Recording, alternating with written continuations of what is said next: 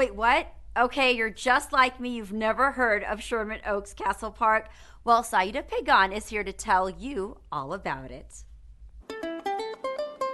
Welcome to Sherman Oaks Castle Park. It's a place where you can play 18 holes of miniature golf, get in some serious batting practice, and relax with your favorite arcade games. If you want to come here Friday, after picking up the kids from school, or spending a Saturday, Sunday afternoon, or even in the evening for, some of the younger adults that want to have date night, they can do that here. So this delightful venue is located in the heart of the San Fernando Valley. It is operated by the Los Angeles Recreation and Parks Department with support from private vendors. I like it. I like all the new stuff. Every time I come in, something's always updated. It's pretty cool. The Castle Park's main attraction is miniature golf. There are 3 amazing courses with resurfacing currently going on. Besides golf, the park is great for parties of any size. There are several outdoor seating areas for all kinds of celebrations. And of course, let's not forget these cool batting cages designed for different skill levels. For many families, the Sherman Oaks Castle Park is a great alternative to a crowded and costly theme park. A round of golf is only $6.50 here, and parking is absolutely free. This park is go-to family entertainment for many. I really enjoy coming here, playing at the golf course. My daughter loves it too, and we come a lot with our family, and we just love it. 4-year-old Mildred explained why she likes coming here. Because it's amazing. If miniature golf isn't your thing, then maybe you'll like the park's arcade. There are enough games to suit anyone. We decided to have some fun and try our hand at this arcade racing game and had a blast. And if you earn enough winning points, there are some really great gifts. Does that pizza look good? The staff members at the Parks Cafe are happy to serve you. They have anything from snacks to full catering. The hope is that more people will discover this hidden gem and find out just how brightly it truly shines. being LA, people want to go to like Hollywood, or they want to go to the beach, all these big places, Santa Monica. And so sometimes we may not look as big like that to a lot of the tourists, but to the locals, this is a great place to come over and kind of get away from all of that. The Sherman Oaks Castle Park makes visiting easy. It is open 7 days a week and operates until about 11 on most nights. It's a 30-year-old traveling piece of history.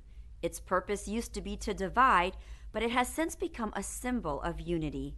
Anna Marcos reports on the new installation at the historic Paseo Walkway, a wall against walls. A piece of the past is going up at the El Pueblo Historical Monument, a 12-foot-high chunk of rock that reminds us that walls divide us. For almost 30 years, this section of wall did just that, separating East and West Germany. The Berlin Wall came down piece by piece in 1989 as protesters used pickaxes, chisels, and weapons to destroy it. Not many pieces are left, but this section, a part of the Wall Against Walls exhibit, has made it from Berlin to La Placita, a wall still relevant in today's times. The fact that it is a wall resonates, I think, with the Latino community today. This wall stood separating the city of Berlin for almost 30 years. Okay, separated families, separated people from freedom. And the same thing is happening at the border right now. The 3-ton piece of concrete got to LA by way of the White House. It was a present from Berlin citizens to the U.S. to mark the 30th anniversary in November of the wall's destruction. And it was a comment on Donald Trump's own present-day border wall. The message here from the people of Berlin is urging our president and our administration to build a world without walls, okay? They know what it's like to be walled off. Once we tried to deliver this wall and the letter with it to the White House, and it was rejected, we immediately realized that this is not for the president as much as it is for the American people. So what we started is we started to travel across the country. People were fascinated by it, and people were talking about it, and it created dialogue. The wall monolith has reached the end of its journey and now stands near a sculpture of a wooden coyote, or coyote, at El Pueblo. an immigrant-inspired creation by a Mexican artist. He's created 9 of these coyotes that are spread throughout Mexico and guide migrants to their path to the border. Immigrants whose families have been separated by the wall on our southern border will get a chance to have their names inscribed on the back of this piece of wall and become part of its legacy. I don't think there should be like that division, because at the end we're all the same, and America was built in immigrants, so I think it's just important to remind us of that. The Wall Against Walls exhibit will have a semi-permanent spot at El Pueblo Historical Monument. It will be here for at least 6 months. We go from a 2.7-ton concrete slab of famous history to a lesser-known oral history. The group was nicknamed 6888. They were the only all-black, all-female battalion overseas during World War II. And seeing that it's African American Heritage Month, now seems like a great time to hear their stories and thank them for their service.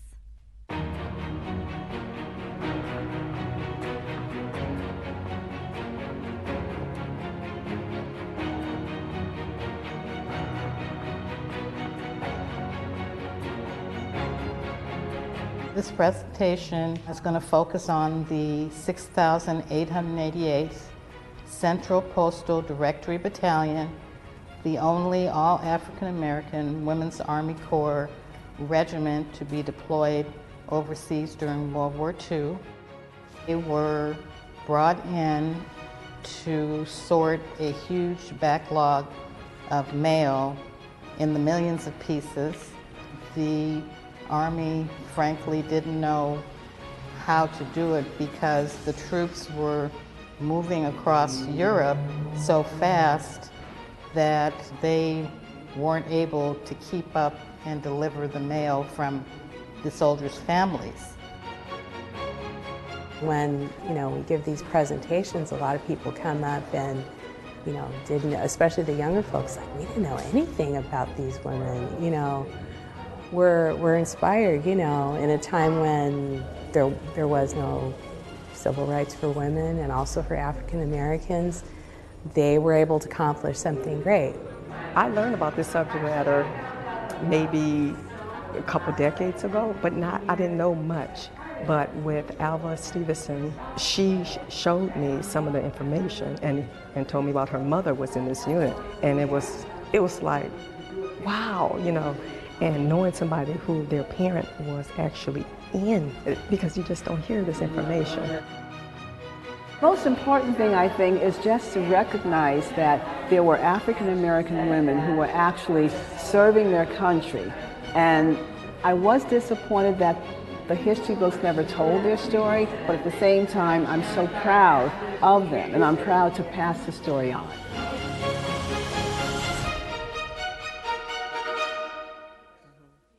In our feature this week, we welcome 2 accomplished team members from the USC Alzheimer's Disease Research Center.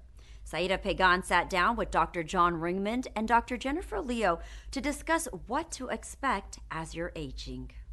According to the U.S. Census Bureau, every day 10,000 Americans are turning 65 years of age. So the topic of mental aging is relevant to all of us. We recently sat down with 2 researchers to find out what we can do to delay the onset of mental decline. With normal aging, there is a slowing down of neurons, the speed at which they can communicate, but also overall you tend to lose those cells with age. So there is a overall shrinkage of the brain that occurs, especially in more advanced age. Now, a lot of us in the public are a little confused about the difference between dementia and Alzheimer's. Dementia is just a general term that refers to a cognitive problem that affects your ability to do your everyday activities, like managing your money or remembering to take your medications. There's a lot of different causes of dementia, but the most common cause is something called Alzheimer's disease, which refers to a specific disease which is caused by the buildup of 2 proteins in the brain. One protein is called amyloid and one protein is called tau. And over time, as these proteins accumulate, they injure nerve cells, and that causes symptoms, which usually start first with short-term memory loss and over time progress to affect other parts of cognition and ultimately your ability to take care of yourself. I think a lot of people are wondering, well, when is it going to start happening? So let's talk about the age. I know it can happen at a very early age. Doctor? Just this morning I was seeing a patient that started getting symptoms at age 23. It's luckily a very rare form of Alzheimer's disease. Your risk for developing Alzheimer's disease goes up significantly after you hit about 80 or 85. So the risk for someone who's between 65 and 75 of developing Alzheimer's disease is about 1 in 250, but the risk of someone who's over 85 of developing Alzheimer's disease in the next year is about 1 in 13. So that leads us to the question, what can we do to perhaps either prevent it or delay it? We think that everything that's good for the heart is good for the brain as well. So we encourage everybody to exercise. It helps get your blood pumping and helps your brain get enough the blood that it needs. A generally healthy diet, in particular a Mediterranean style diet, has evidence for preventing or slowing cognitive symptoms. And then taking care of the same risk factors that can cause heart disease. So if you have high blood pressure, making sure you're working with your primary care doctor to have it well controlled. If you have diabetes, same thing, working with your primary care doctor to make sure it's really, really under good control. Good luck with the wonderful research that you're doing.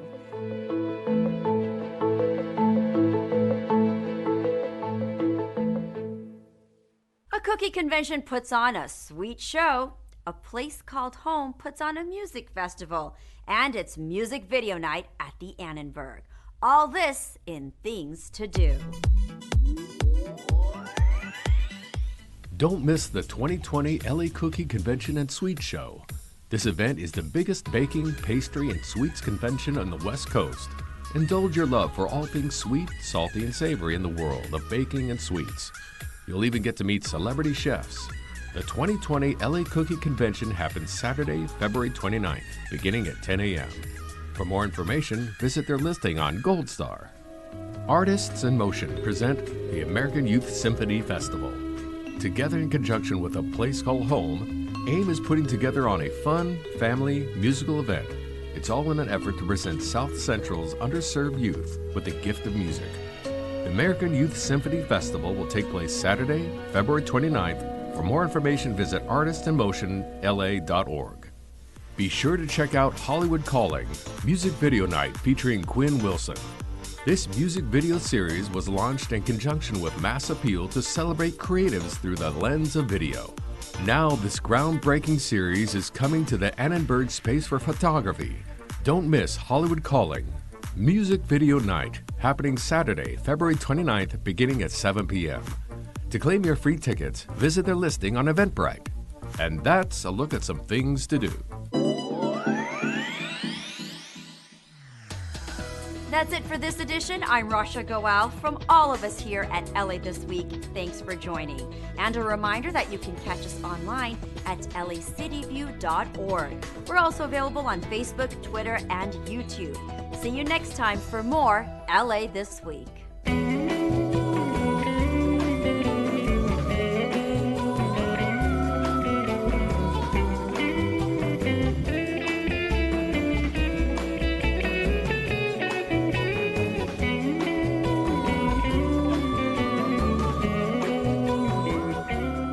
In life, some things are pretty much a sure bet. Some things are predictable. And some things you just don't know unless you have ESP, an emergency survival program that prepares you for emergencies or just the plain old unexpected. You can't predict, but you can prepare.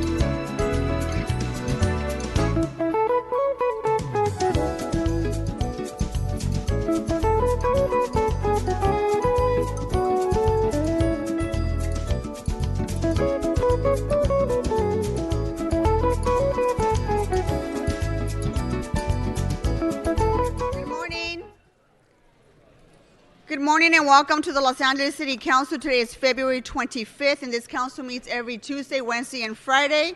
Madam Clerk, we have a quorum. Let's run through the agenda. Blumenfield, Bonin, Buscaino, Cedillo, Harris, Dawson, Weezer, Koretz, Krikorian, Lee, Martinez, O'Farrell, Price, Rodriguez, Rue, Wesson. 10 members present and a quorum, Madam President. First order of business. Approval of the minutes. Mr. O'Farrell moves and Mr. Koretz seconds. Next. Commendatory resolutions for approval.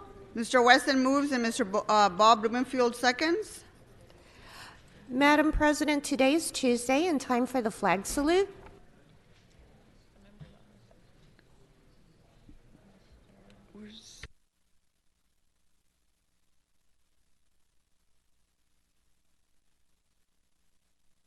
Mr. Blumenfield, will you please lead us in our Pledge of Allegiance? Absolutely. Please place your right hand over your heart. Ready? Begin. I pledge allegiance to the flag of the United States of America and to the republic for which it stands, one nation, under God, indivisible, with liberty and justice for all.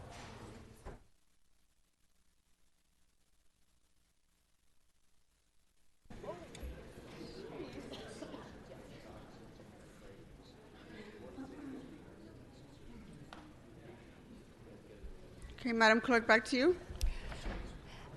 Madam President, there is a request to continue item 15 to March 3rd, 2020.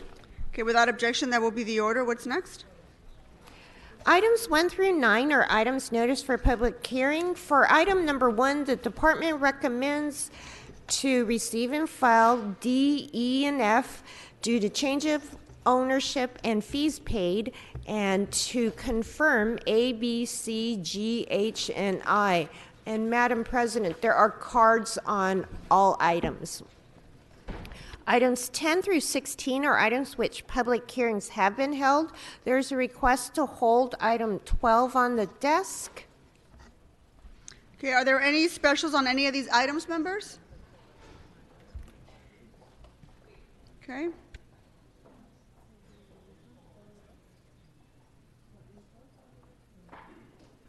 Are there any cards on these, Madam Clerk? Madam President, let's go ahead and open the row, close the row, and tabulate the votes. 11 ayes. Okay, what's next? Madam President, the orders for item 11 will carry over to March 3rd, 2020, unless reconsidered with 12 members present.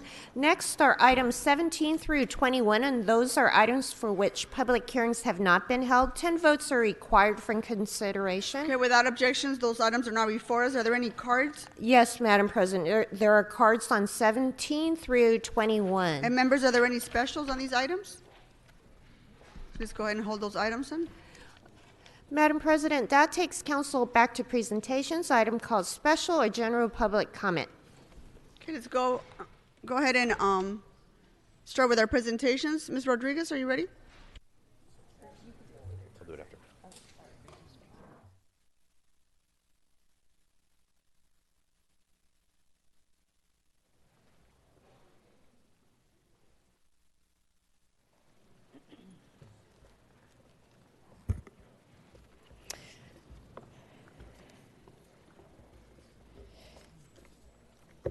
So, good morning, colleagues. It's rather bittersweet, but today we honor someone who has had an incredible and profound legacy here in service to the city of Los Angeles. And today we're honoring the work of one of our beloved deputy chiefs, Bob Green, with more than 40 years of service to the city of Los Angeles. Look at that picture. My goodness. There's not much change there. That's sort of, when I've looked at his rap sheet in service to this city, it's pretty extensive. But what's most remarkable is how early it began, and his commitment to service in the city of Los Angeles really commenced as an explorer, as a youth, in, I believe it was 1974, in the Venice area. And that was the year I was born, Chief. That's a long time. Thank you very much. And that's it. You know, for many of us, we know the work of Chief Green and how committed he's been to helping to address some of the biggest challenges that we face in this city. It's how he quickly ascended the ranks in a variety of roles.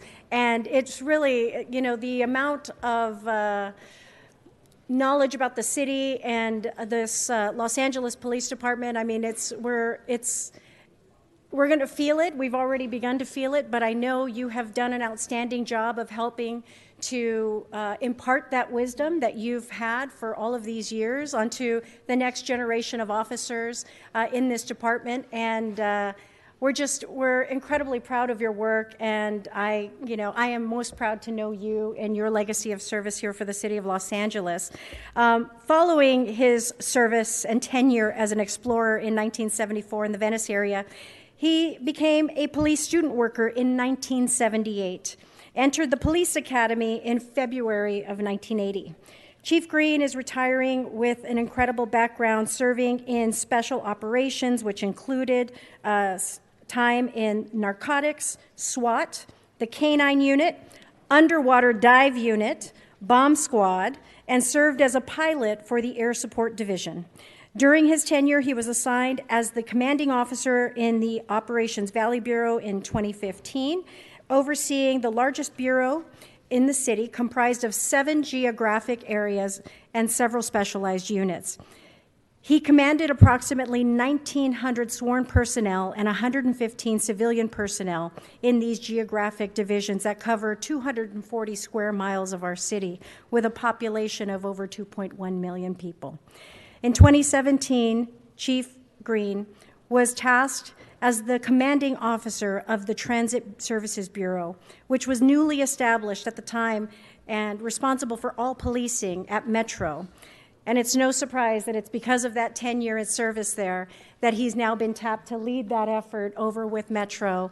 And he retires with us, but he goes on to serve as chief and providing oversight of the Metro police operations. And so we are really, again, it's well-earned and well-deserved, and his leadership is exemplary. We do have some photos to take a little stroll back into memory lane. And so,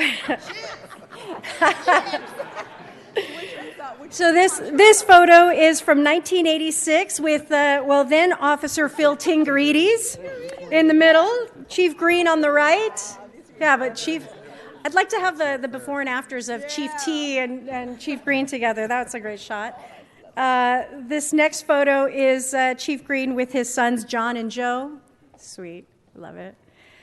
This next photo is Sergeant Al Preciado and Officer Bob Green in a battering ram while assigned to SWAT. The next photo is from 90 with Chief Daryl Gates presenting Sergeant Bob Green with the unit citation, decoy unit.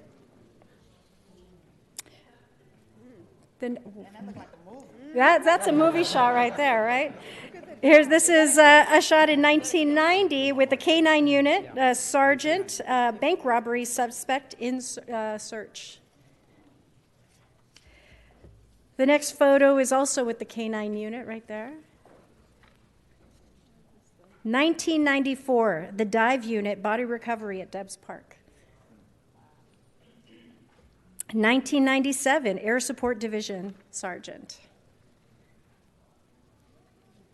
2010, from left to right, we have Lieutenant Paul von Lutzow, Chief of Police Charlie Beck, and Captain Bob Green.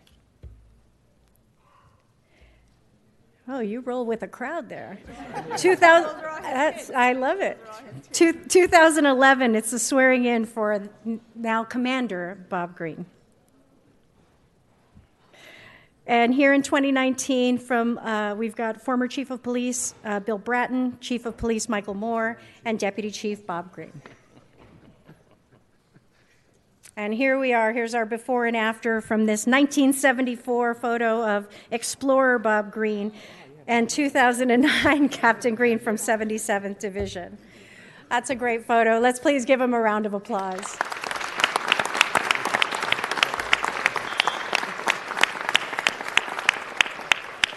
Chief, I want to thank you for your incredible and outstanding service. You've had a remarkable career with this department. You leave a lasting legacy, and your example of leadership is one that I know has been embraced by so many.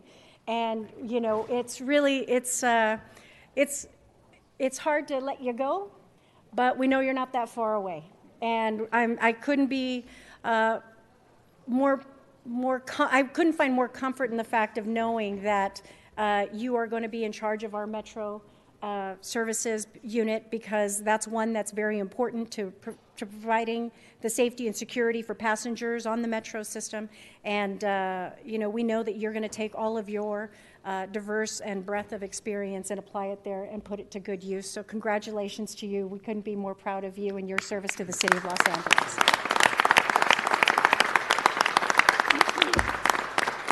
And at this time, colleagues, I'd like to invite Councilwoman Nury Martinez for remarks. Thank you very much. Thank you very much. This is a very special and very personal recognition for me. Those of you who know me know that I'm a huge fan of Chief Green, and I'm also very critical of Chief Green, especially every time he leaves me. So here we go.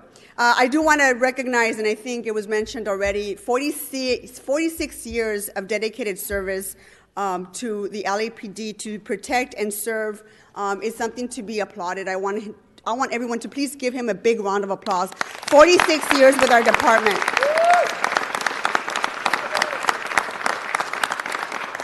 And before I thank him, I also want to recognize his wife, Jean, and his children who could not be here this morning. But thank you so much for allowing him to give so much of his life, so much of his time to us. And so I just want to thank his family for sharing Bob Green with all of us. And I know they couldn't be here today. And thank you for those wonderful pictures, Monica. I love seeing the before and afters. I love it. It's awesome. But I want to talk a little bit about how I met Chief Green.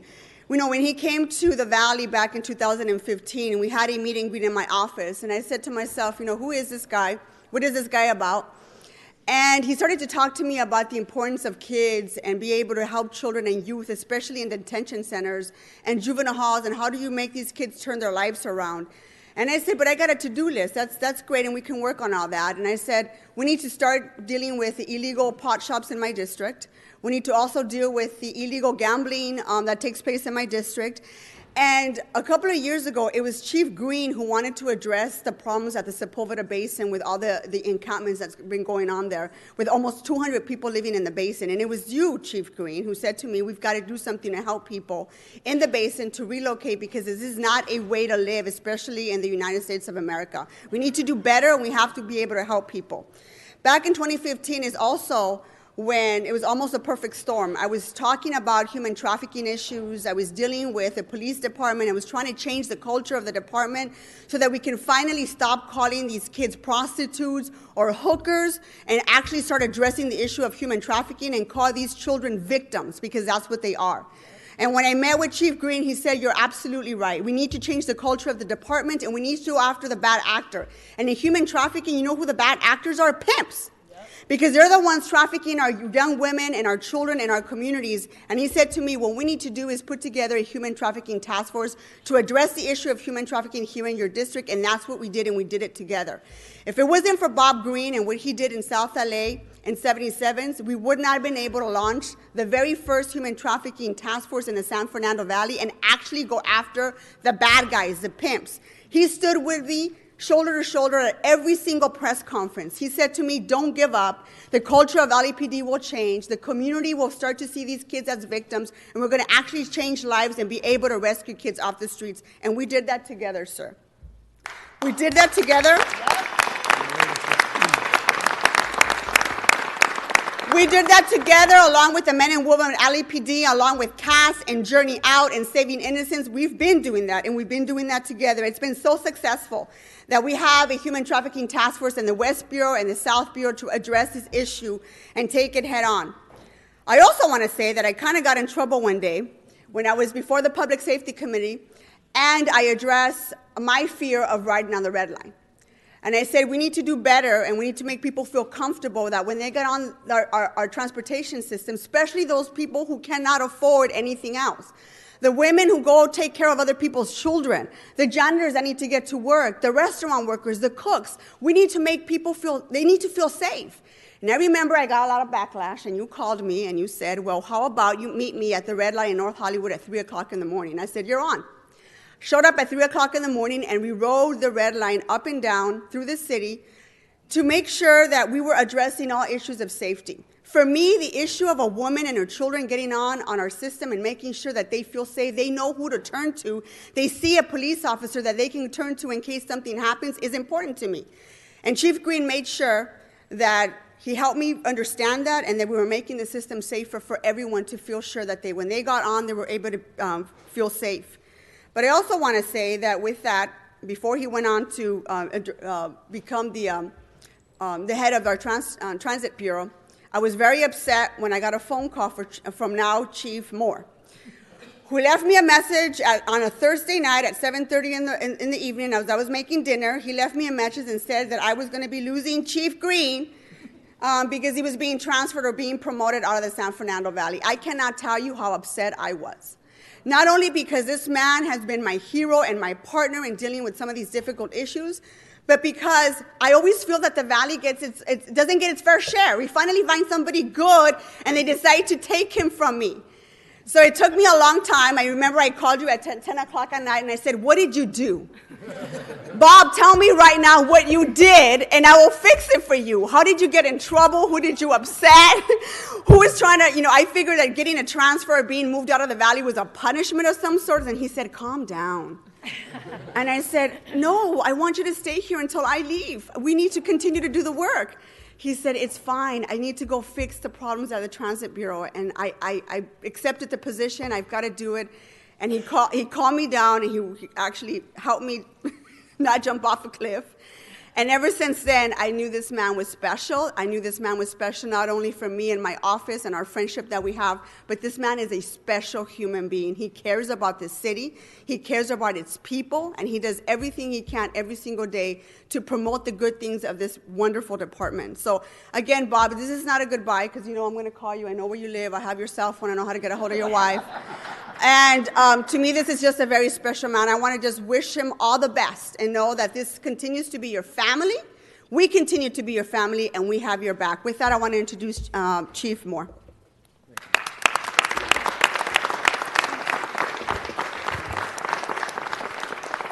Thank you very much, and it is an honor to be back here again. So it seems like I was here last Friday, and I think I was introducing my new Chief of Staff, and I look behind me, and here is my old Chief of Staff. But as was said, it's a very bittersweet moment in the sense that one moment we have an individual who I've known for 2 decades in leadership positions within this city. I met Bob Green when I was a captain in Rampart during the DNC, or just actually in preparation for the DNC in the year 2000. So he and I are both that old, if you will. But then at that point, the city was in a state of what would occur during that DNC. It was in the aftermath of the Rampart scandal. There was a great deal of turmoil. There was Seattle had a WTO presentation, which they had lost, if you will, a lot of civil disobedience, damage, injury. And the question would be, what would happen in the city and what would happen at Ground Zero with the gathering center there next to MacArthur Park, and with the demonstrations and us being on the world stage. And Bob, as a newly appointed lieutenant, came in, and he and I, we sat down, we talked about how would we facilitate rather than control. And I knew at that point that this was a man that we would enjoy a great relationship for the next 2 decades, because as a problem solver, he came and he has come to every position with tremendous background, tremendous expertise. He is an absolute studied professional in his tradecraft of policing. And through the decades that followed, in every position, he brought a new and a broader enlightenment to how to solve problems and how to serve the people of this great city. And whether you see that as a captain in South Los Angeles, you see that as a deputy chief in both South Los Angeles as well as in the Valley, what you saw was a leader amongst major portions of the city that partnered with communities, that understood and has compassion for those that are often viewed as being a problem. He sees them as opportunities for us to work through and find better and more unique solutions. It was a natural for me, and this is something I've got to wear a yoke around my neck, but when Chief Beck asked for what we would do as far as setting up a transit bureau, under then Mayor Garcetti, who asked for us to take over transit policing services, to consider what would transit, bus, and rail look like with an effective police force, that cared about not just the riders but the operators. And when we were able to stand up and demonstrate a model that would provide hundreds of officers each day on our rail and on our bus line, I knew there was one person who I could recommend clearly and with a full voice of support to lead that organization, and that was Bob Green. Now, I know also I found a deputy chief in the San Fernando Valley, a position I had held for some time before, that was very comfortable and was very frankly being very effective in leading to both gang intervention, human trafficking, a number of issues in the north of Mulholland, so to speak. And asking him to take transit was a bit of a fish out of the water for him, because he kind of saw this as, what did I do wrong? And that was his question of me. And it's like, it's nothing that you did wrong.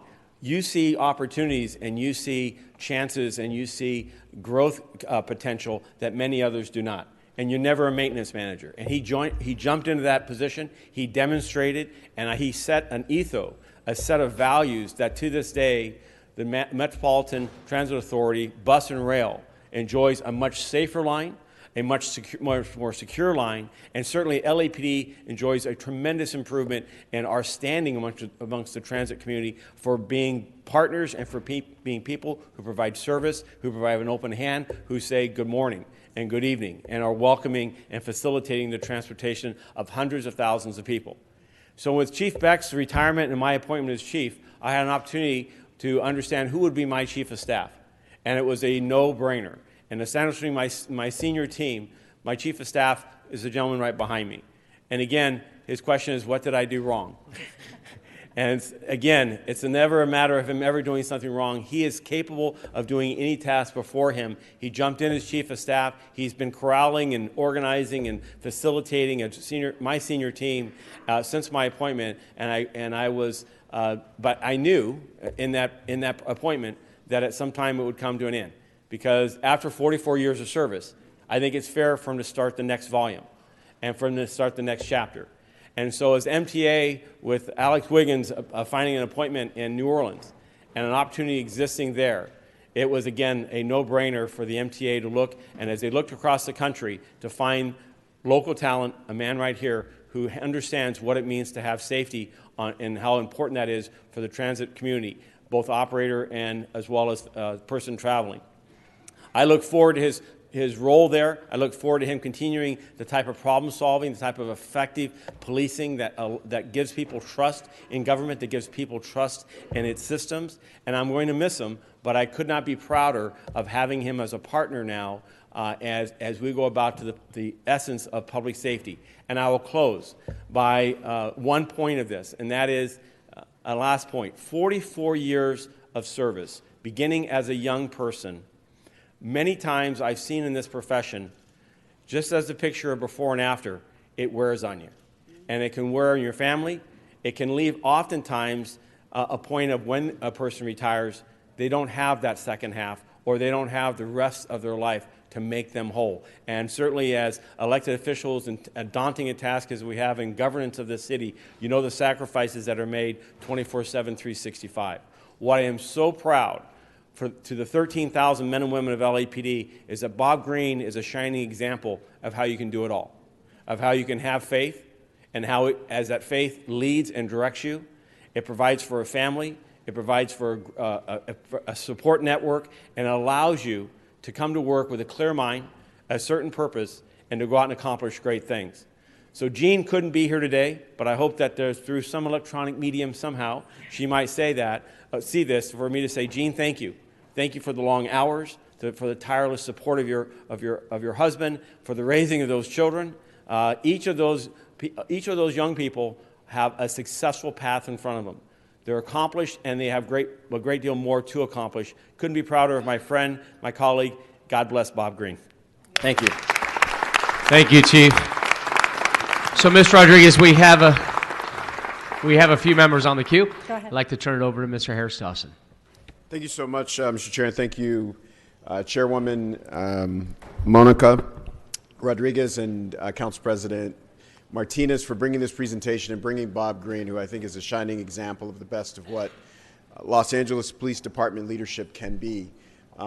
The thing I want to point out about you that has been touched on but stood out to me a great deal as I sat across the table with you trying to negotiate safety in South Los Angeles and hearing about your experience at our beloved 77th Division. It is incredible that someone with your experience, your knowledge, all the way up until today is willing to look at the facts and change and say what we did yesterday didn't work, so maybe we don't do it again today or tomorrow. We figure out a new path forward, a path that includes more people, that involves more of the community in safety, and uses really the community as its main partner in safety. And so I truly appreciate you for that, because it's a big deal to change. You could easily say, I've been here for 30 years, I know how it goes, I know how it's gonna go, I know how it has gone. You don't know anything, and I never saw you do that to me, and you never did it to a community member when you sit in front of them and discuss safety. And so we really appreciate you for that and for being an example for all the officers coming behind you. Thank you. Thank you. Mr. Krikorian? Thank you very much, Mr. President. And, you know you've had a heck of a career when your reso doesn't even fit on one page. It's got to be the double version. And that's really a tribute, Chief, to everything that you've done. You've done just about everything there is to do in this department. And that is a testament to your commitment to excellence. But it's more than that, too, because I think, as Mr. Harris Dawson just alluded, this is a department that has changed pretty dramatically over the last 44 years.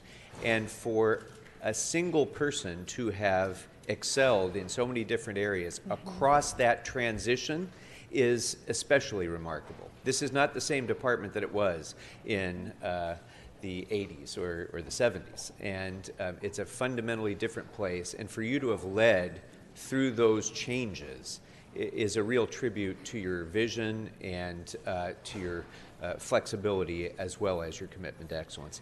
And I'm so glad that President Martinez expressed all of the disappointment that those of us in the Valley felt when you left, because you really were an advocate for the San Fernando Valley as our chief. And at a time when many of our colleagues felt as though the Valley was not getting sufficient visibility, not getting sufficient patrol because of the need to move resources to other parts of the city, you were our advocate, and you figured out models to be able to increase visibility and increase patrol presence even with fewer resources. And all of our constituents owe you a great debt of gratitude for that. And when we made the transition from the county sheriff, which had previously provided exclusive policing services for Metro, to a model that included LAPD, I was a skeptic of that plan at first because of my fear that having LAPD moving into Metro policing would take more resources away from patrol. And you single-handedly persuaded me of the benefit of that model, and we've seen the benefit of it already. We've seen that instead of spending time as the previous model, let's just say, was devoted a lot of time to fare enforcement and, frankly, hassling kids who were taking Metro instead of focusing on the bigger picture. Mm-hmm. And your model was entirely different than that. Your model really used our resources effectively, focused more on the concerns that President Martinez mentioned, keeping people safe and making them feel safe, which is even more important because we have a system that covers we Metro have a system that covers 1,400 square miles. We have over 100 million people boarding that system every single year. And that's a massive responsibility. And the fact that crime is so low on this system and getting lower is a real tribute to what you set up and what you will now be taking over and leading as the chief security official over at Metro. So I couldn't be prouder of all that you've done for LAPD, and I couldn't be more eager to continue to work with you as a Metro board member as you continue to make the people of Los Angeles County safe on the Metro system. So, Chief, Mr. thank you Krikorian, for all hold you've on. done, and thank you for all you will continue to do at Metro. Herman, that's your last warning. First and last warning. Stop disrupting this meeting. Okay, you're disrupting the meeting. You came in disrupting the meeting. All right, let's see him to the door, please. Can you get Herman out of here? Mr. Herman, you've been ejected from the meeting. Leave quietly. Thank you. You've been warned. You continue to disrupt this meeting. Thank you. Thanks, Sergeant. And Mr. Krikorian, thank you. Before he even entered the room, Mr. Herman was screaming so loud from the rotunda that he could be heard in this room while Mr. Harris Dawson was trying to speak. So his disruption began even before he arrived in the council chamber and continued throughout every second that he was here until he was removed by the sergeants. So just let's make sure that the record reflects that yet again, Yes. our meeting has been disrupted by Mr. Herman. Thank you. Thank you, Mr. City. Thank you, Mr. Krikorian. Mr. City Attorney, please note the disruption and, Yes. and the ejection. With that, Mr. Rue, next speaker. Thank you, Mr. President, and thank you, Councilmember Martinez and Rodriguez, for bringing Bob. You know, I'm a product of the LA riots. I remember the Rampart crisis. And I remember the negative portrayal of LAPD on movies and TVs growing up. And growing up in a low-income neighborhood, LAPD was someone you don't trust. And I know LAPD has made tremendous leaps and bounds, but I gotta say, it was you, Bob. It was Bob Green that truly not only impressed me, but restored my faith in LAPD. You know, your work and your belief in community policing, you rolling up your sleeves, working with the community, and your true belief in diversion programs. You know, and as the Council President Nury Martinez said, whether it's for women trafficking issues, whether it's for juvenile issues, or for homelessness, when I met you for the first time and we started talking about diversion programs and homeless outreach programs, I thought you were a social worker. And I was so impressed, and this is why I know you were selected for the Metro contract, because we know when it comes to the Metro contract, the biggest problem is homelessness. When Chief Moore became the new chief, you were selected. I was so excited you were chief of staff, because by putting you in that position, he is signaling to all of LAPD and the city of Los Angeles that LAPD is a new LAPD, that it is a more compassionate LAPD, that it is the LAPD of the 21st century, and I could not be more prouder. I am very devastated that you're leaving, but I know you're just going across the street, just to Metro, and you're still going to be working with us. But I really have to say, you really restored my faith in LAPD of what LAPD can be. So thank you so very much for your 45 years of service, and I am proud to call you a friend. Thank you, Bob. Thank you, Mr. Rue. Mr. O'Farrell. Thank you, Mr. President. Congratulations, Chief Green, on your promotion. The good thing about promoting when you are an exceptional professional is that you set the standard for all who follow you. And I just kind of want to tag along on what some of the things that were just said. Ever since you head of the Transit Services Bureau, so for almost 3 years now, you've made that impact in our metro and our transportation system. I was at a Hollywood community meeting last week, and after I made my presentation and we were doing the question and answer portion, this beautiful young woman rose to speak, and she started with, well, I take the Metro Red Line every day, and I kind of braced myself. I kind of was thinking, uh-oh, here it comes. But here's what she said. She said, it's safe. I feel very safe on the Metro, and this was unprompted. And here's what she said also. She said there are lots of sheriff's deputies down there, but what she didn't realize is that it's LAPD officers. So you've established this presence. And the Metro rider doesn't distinguish, they just want to feel safe. And when a young, beautiful woman can feel safe, or any typically vulnerable individual can feel safe riding the Metro, then you've really accomplished something big. Because, like Ms. Martinez said earlier, back in the day, I was hard-pressed to recommend individuals to ride the Metro Red Line as well. I have 4 stops that go through the 13th District, and I'd spent some time down there, and the environment did not feel safe. And so I always recommend that people ride the Metro in numbers, not as individuals. But that has shifted significantly since you've headed this division. So that's just one anecdotal piece of evidence that the perception has shifted under your watch. I couldn't be happier the LAPD is now in charge of safety on our Metro buses and our Metro Red Line.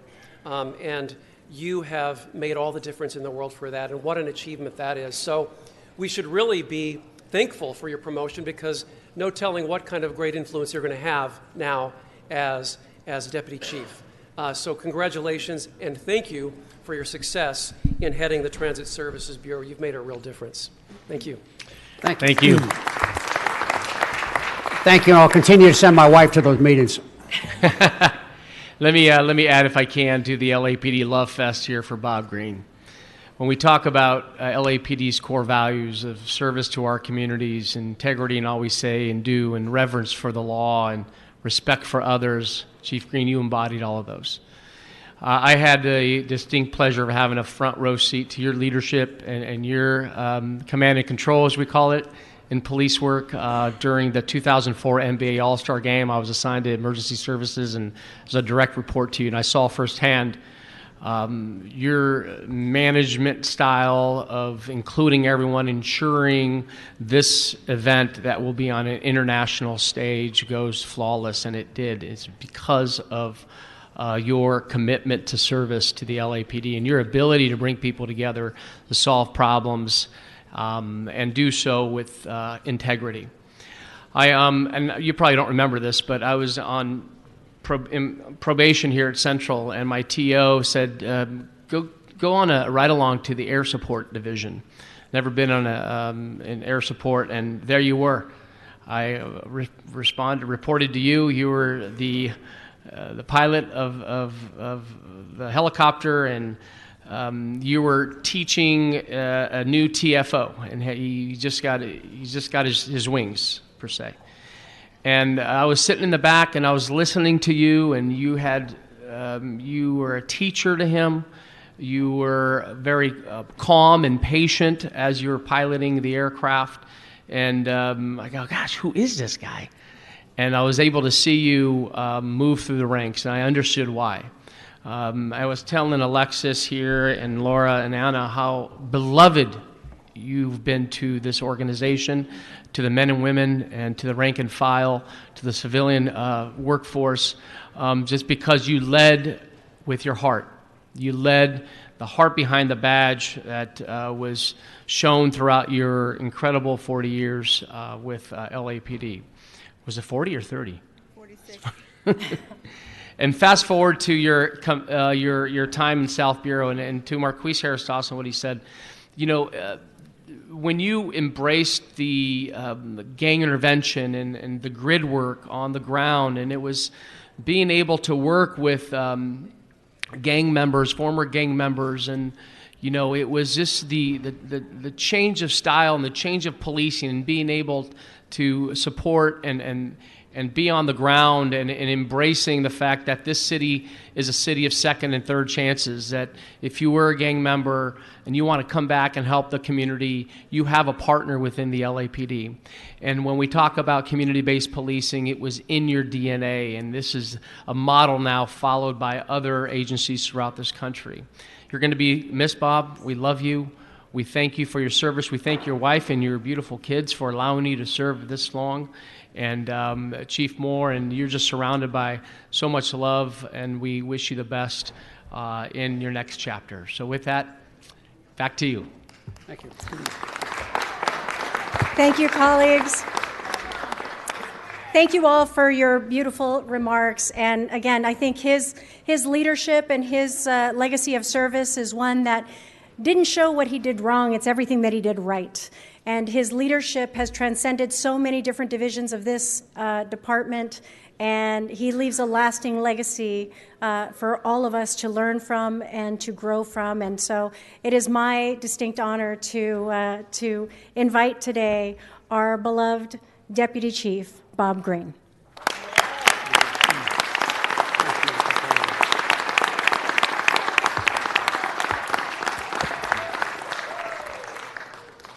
Good morning, and thank you. I'm humbled. I have been blessed. God has blessed me abundantly with 46 years of partnerships and friendships with the entire community, with the council, to be able to accomplish the things that we have been able to move forward together. So I thank Mike Moore for the tremendous faith and support, and my peers that are supporting me and helping me move forward. But I look forward to the next chapter of being grilled by the Metro Board, and we will continue to make progress. I think on the homeless base, I have a vision that crime will continue to go down, and we'll deal with some of the very, very difficult issues that we have. So both councilwomen, thank you very much for bringing me up here today and for honoring me. Again, I'm humbled, and thank you all very, very much. God bless you all, and God bless the LAPD. Congratulations.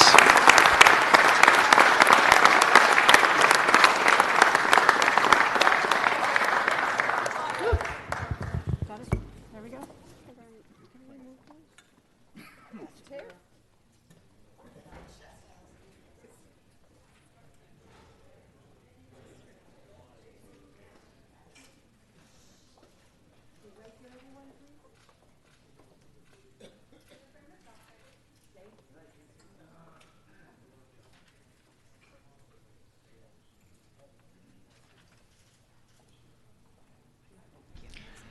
Congratulations, Deputy Chief Bob Greene. Thank you for joining us.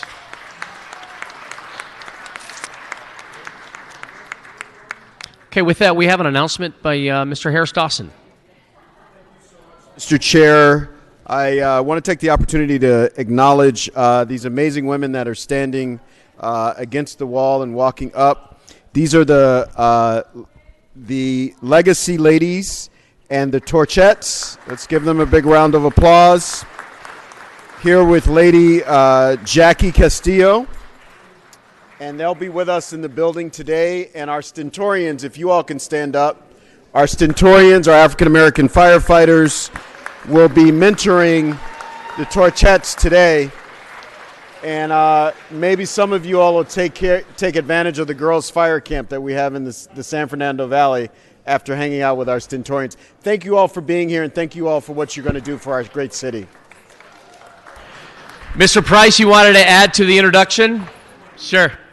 Legacy Ladies are a tremendous resource in our community. We appreciate Jackie and her ongoing efforts, training another cadre of leaders. And so we just appreciate their scholarship, your leadership, continued success, and keep up the good work. Yes. And I also want to acknowledge these lovely young women are the guests of our own Paul Koretz of Council District 5. So let's give him a big round of applause for having them. Welcome. Thank you. Okay, members, now that we have 12 members, let's reconsider item number 11, an ordinance. Let us, first vote will be to reconsider item 11. Let us open the roll, close the roll, tabulate the vote. 12 ayes. Item 11 is now before us, members. On item 11, let us open the roll, close the roll, tabulate the vote. 12 ayes. That is approved. Mr. President, there's a request for item 16 to go forthwith. Without objection, that'll be the order. Okay, Mr. Wesson for a presentation. That Tiffany Haddish again? We need to get. Mr. Wesson, she needs an office here. This is like her third appearance in the last week. Thank you, Mr. President and members.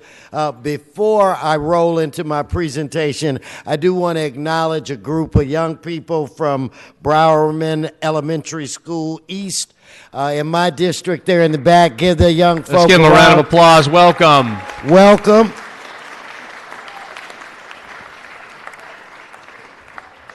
Look at it. Keep waving, kids. She had to take her hat off so her mother could see that's my daughter. Gone.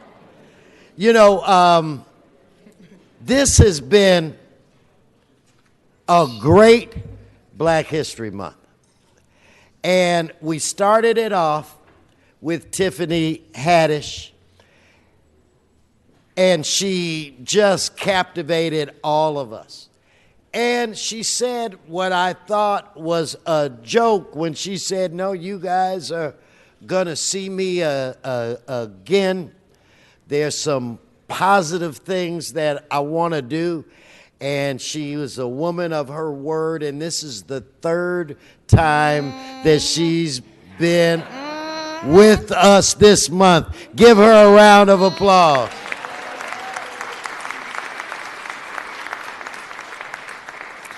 And we are going to give her an office and a key and a flashlight and whatever else, a stapler, whatever else she needs. But today, she's here to kind of return the favor of the honor that we presented to her. People don't recognize that sports has played an unbelievable role, not just in this country, but in the world, of breaking racial barriers. You bring young people together and they understand how their body moves and they're coached to be the best that they can be. They learn how to work on a team. They know if they don't do their assignment, it adversely affects the other members of the team.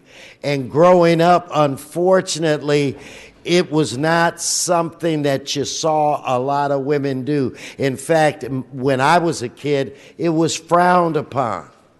And that was just so unfair that so many generations of phenomenal talent we didn't have the opportunity to really see. And I was born and raised in a city named Cleveland, Ohio. So it is with great pride that I stand here today to present to you a lady who didn't go by the standards of don't play sports, a lady who is a trailblazer, a lady who is known as the Jackie Robinson of women's hockey, the first Black woman drafted to play in the Women's Hockey League from Cleveland, Ohio, Blake Bolden. Give her a round of applause.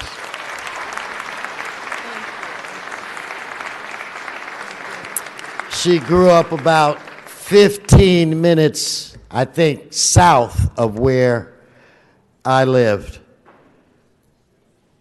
Being a grandfather of two granddaughters, I want them to do whatever they want to do. I want them to be able to go as far as their imagination and their abilities will take them, and they're individuals like Blake that paved the path for them to believe that they can do anything at all. Members, many of you might have thought that I got started in this business, as some intern from elected official. That's how I started my public service. But no. I started out as a youth coach. I coached baseball, I coached basketball, I coached football. So I have seen the positive results of taking young people. In fact, just Sunday, I had a meet and greet, which I thought was going to be something else, and I walked in there, Mr. Cedillo, and they had 20 of the kids that I used to coach. I had 2 cops, firefighter, a renowned surgeon, social workers. I mean, so if anybody ever asked me what's the best thing you've ever done, it was to help direct the lives of these young people. Sports can do that. So it is my pleasure to present to you the 16th member of the Los Angeles City Council. We'll get you a little special desk over there by Mr. Koretz so you can just elbow him. And then I'll just say this, I'm going to bring Tiffany out. And so I'm talking to Blake, Clevelander to Clevelander, and talking about hockey, and she wants me to make sure that you all know that she is so good that she still has all her teeth. Yeah. So let's give her a round of applause. Ladies and gentlemen, to complete the presentation, let's bring up our 16th member and really a treasure for the city of Los Angeles, Tiffany Haddish. Thank you, Councilman. What was that? Is time's up already? No, you got. Okay, I'm here. All right. Well, just a few weeks ago, you guys honored me with the Trailblazer Award, and I wanted to begin by thanking you for including me in the Black History Month celebration earlier this month as well. It was an honor to be recognized among some of the most established and fantastic comedians that I've ever been around and or haven't been around but would like to be around. Okay, anyways. I'm here to return the favor by sharing with you a bit of Black history I recently learned. Black hockey history, in fact. Black people play hockey. We know how to act on ice. See, when Willie O'Ree stepped onto the ice in Boston, in a Boston Bruins jersey, on January 18th, 1958, he blazed a trail by becoming the first black player to play in the National Hockey League. O'Ree would go on to play a majority of his professional hockey career with the Los Angeles Blades and the San Diego Gulls. That's before we was born. Well, before I was born. I don't know about you. Anyways, yes. A black pioneer in hockey has been living in Southern California for more than 40 years. Okay? While Mr. O'Ree never won the Stanley Cup, there are 9 black players on the Stanley Cup. And there it is right there. Y'all all can take a look at it and read the names. Every time someone wins, they get the Stanley Cup and they get their name etched in there. Isn't that cool? I can't wait till y'all do that on the key for the city for me. Okay, so Grant Fuhrer won 4 of his 5 Stanley Cup championships alongside Wayne Gretzky. And the most recent black players whose names are etched into the Stanley Cup were Madison Bowie and Madison Bowie. You know I got my LA Unified School District reading skills, so give me a second. What? Tell the truth, shame the devil. I did Hooked on Phonics. I'm here. Devontae Smith Paley, and in 2018, I also learned that black athletes were playing the game of hockey well before National Hockey League was ever founded. The Colored Hockey League of the Maritimes was founded in Nova Scotia in 1895. 1895, that's a long time ago. We've been playing a long time. More than 20 years before the NHL. The league changed the way the game was played with a focus on speed and innovative moves like the slap shot, which I like a lot. These are just some of the amazing historical facts you can learn when you visit the NHL's Black History Mobile Museum. Yes, there is a museum on wheels. The Traveling History Museum also showcases black women in history, and I'm so honored to welcome a black hockey pioneer here with us today, Blake Bolden. Give it up for Blake Bolden. Blake is the first black player in the National Women's Hockey League and recently hired by the LA Kings to be a scout. She and Mr. O'Ree have broken barriers and are important figures not only in black hockey, but in black history. It has been my pleasure being here with you all today. As the 16th council member, I expect a folding chair over there every Friday. Now, we started with the first black LA council president, how you say this? Emeritus. Emeritus. That means that I learned that word today, and that means they used to be. Herb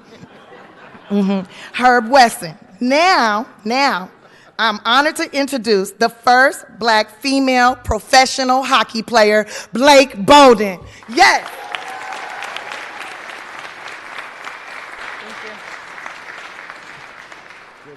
Thank you. Mr. Herb Wesson, we have members on the queue. Go ahead, Mr. Aristos. Thank you so much, Madam Chair. And a big round of applause for our President Emeritus, Wesson, who's, Black History Month is the shortest month. And we've had some great presentations so far. This is one of the most amazing ones. I just want to let the full council know we still got 3 days left, so get ready. We're going to stretch it out. But I thank Mr. Wesson and I thank Tiffany for bringing this presentation. This is something that we could not have imagined in our wildest dreams. And so to stand here with you today next to the Torchettes, all these amazing young African-American women, standing as an example that you literally can do anything you set your mind to. Wherever there's a door we haven't been through, you can kick it down. Wherever there is a room that we haven't been in, you can go in and you can thrive. And so I really thank you for being here. And I will apologize for my unconscious bias, because my staff said there's going to be, Tiffany Haddish is bringing a black hockey player to council to recognize. You thought I was bringing a man, didn't you? And not on today. Women's History Month is just a few days away. And I turned to my staff and I said, "Where's the hockey player? Did he stand Tiffany up?" And they pointed out Blake. And I said, "Well, why didn't you all tell me that it was a woman?" And they said, "Well, why do we have to tell you that?" And so, yeah, right? So, again, that's how much of a barrier you're breaking. Your picture, your face, your image, your legacy is something that'll break barriers in our minds, but also in real life. And no better place for you to be than Los Angeles, a city where we break barriers and we shine the light towards the future. So thank you so much for everything you've been. Yes. Mr. Price? Mr. Price? And our 16th council member, I mean, she is a regular here for all the right reasons. But it's just exciting to see the doors that are being broken down and the opportunities for excellence that you portray. Especially significant here with the Legacy ladies today. So we're just so proud of you. Congratulations. Keep up the good work. And make Black history every day. Yeah. Thank you. She a real trailblazer. Thank you so much, everyone. Councilman Wesson, it's been such a privilege to meet you today. Finding out that you're from Cleveland, where I was born and raised, is just so special. You've been such a beacon and instrumental in Black history and bringing all of these things to the community of Los Angeles, and I really appreciate that. And it's also so amazing to see all your beautiful faces next to me. Tiffany. Yeah.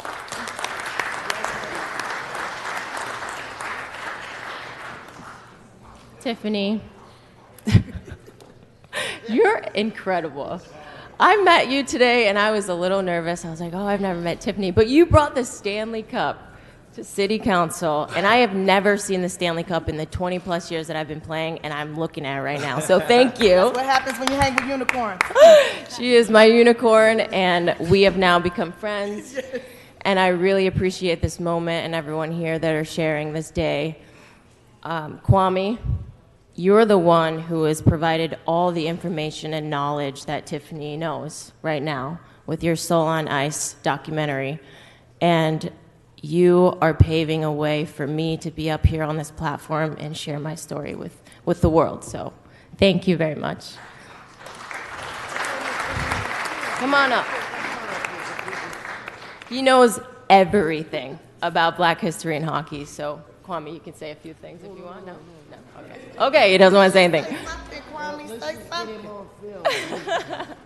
Well, you did a really great documentary. Tell them about it. Yes.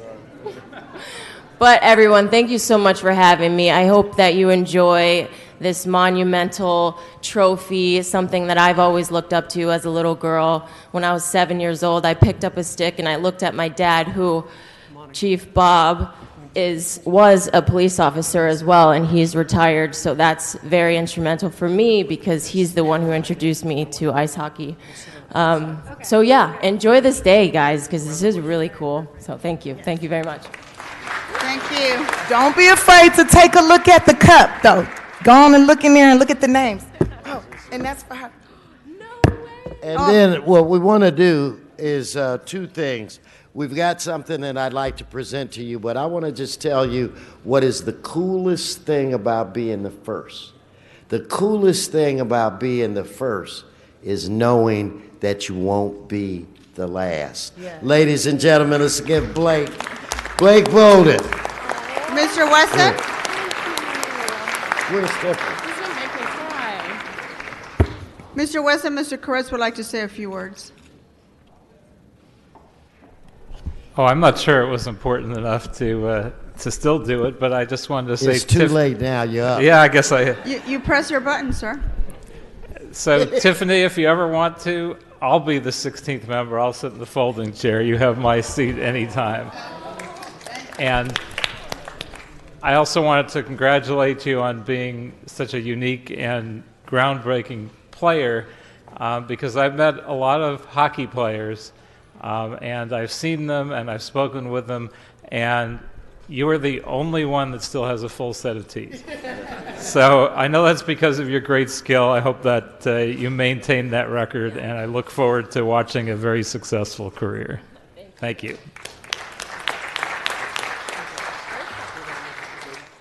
See y'all next week.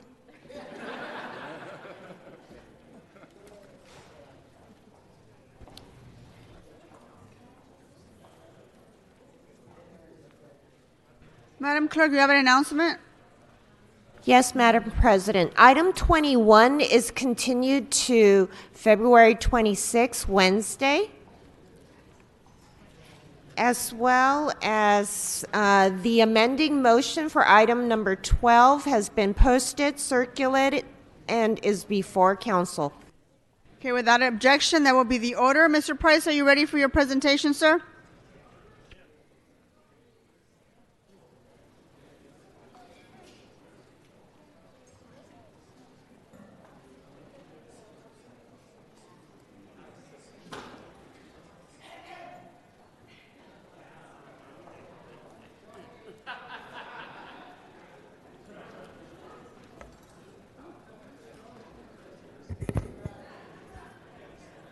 Good morning, colleagues. Over the past couple of weeks, I've had the pleasure of joining my colleagues, the Honorable Herb Weston and Marquise Harris Dawson, as we have acknowledged the outstanding achievements of African Americans. We've honored individuals in stage, screen, media, and today hockey. We've had world-class comedians, Tiffany, and last week we honored our Academy Award winner, Matthew Cherry. But today, it's my pleasure to honor 4 distinct community champions that are making a difference in the new ninth and beyond. Individuals who, through their time, service, talents, and dedication, have made many contributions to improve the quality of life for residents in South LA and beyond. These community champions are those who selflessly initiate and maintain the often difficult and frustrating work that sustains the psychological, physical, and social health of our community.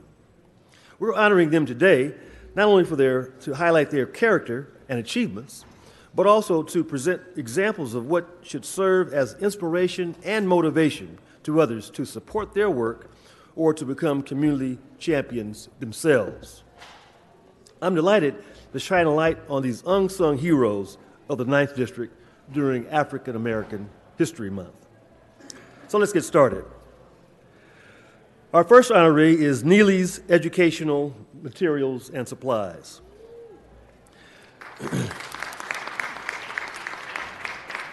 Originally starting as a furniture store, Neely's started building a reputation of hard work, quality furniture, and consistently good customer service.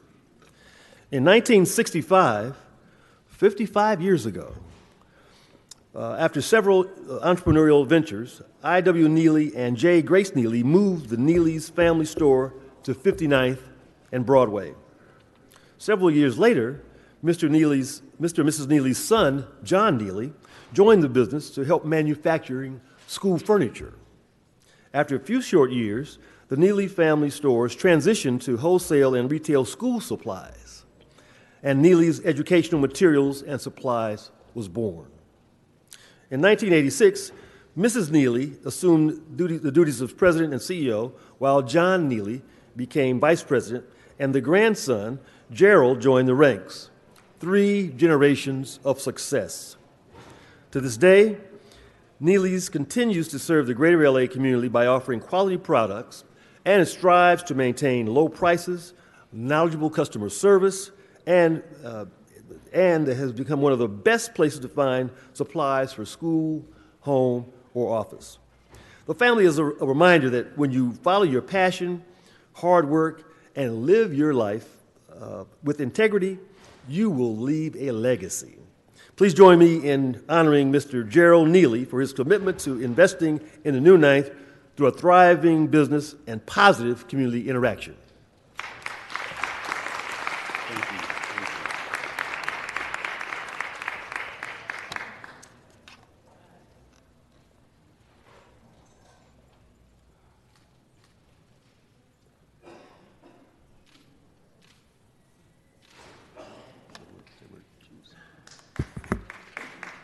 Thank you very much. I'd like to thank Councilman Price for doing the heavy work in CD9. I appreciate it. The entire district appreciates it. I also want to thank the entire City Council. As a lifelong Angelino, I know that you love the city of Los Angeles just as much as I do. And I thank you for your leadership. And I also want to thank my family, and I want to honor the rest of the people who are going to be honored today. It's a privilege to be mentioned along with you. I know the hard work that you all do, and thank you for that. Again, thank you very much. Mr. Harris Dawson, or you have additional did you want to say a few words, Mr. Dawson? On this one, yeah. I can speak after you're done. Okay. I'll go in the end. Okay. Again, thank you, Mr. Neely, for you and your family's commitment and dedication to our community. Next, we have Leon Gillette. Leon, come on up. Mr. Leon Gillette is VP of Intervention Services at Community Build. Leon started his career in gang intervention services in 1992 by helping facilitate a much-needed gang truce in South LA. Since that time, he's become a central figure in South LA for training and intervention activities.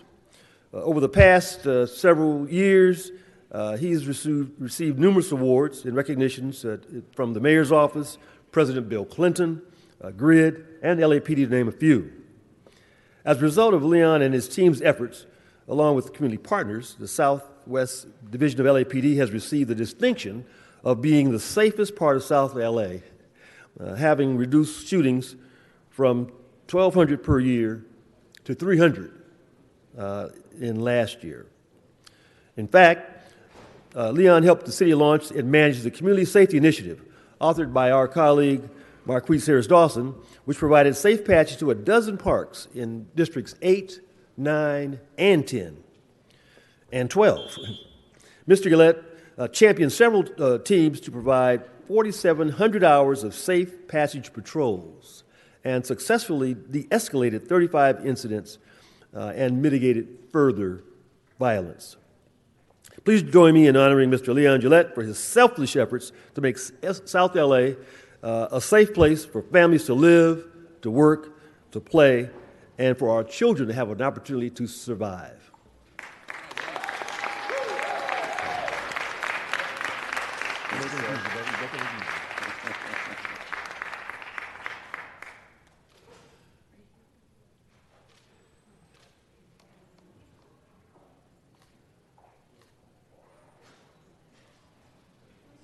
One more.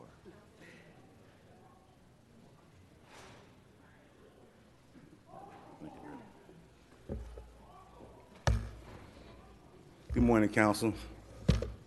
I'd like to thank Councilman Price for the confidence he has in me, for the things I've done in the community to help to create a safe environment in our community, making sure the kids get to and from school safe, making sure the highly at-risk youth and young adults get the assistance that they need to proceed in life. So I just want to thank him for having the confidence in me to do that. And I want to thank the 4 council folks for over the summer for the safety initiative, for having the confidence in me to be able to go to those 12 parks and set up that program for you guys. I want to thank my sister and my niece for coming out in support. I'd like to thank my Community Build family for coming out in support. And thank you guys.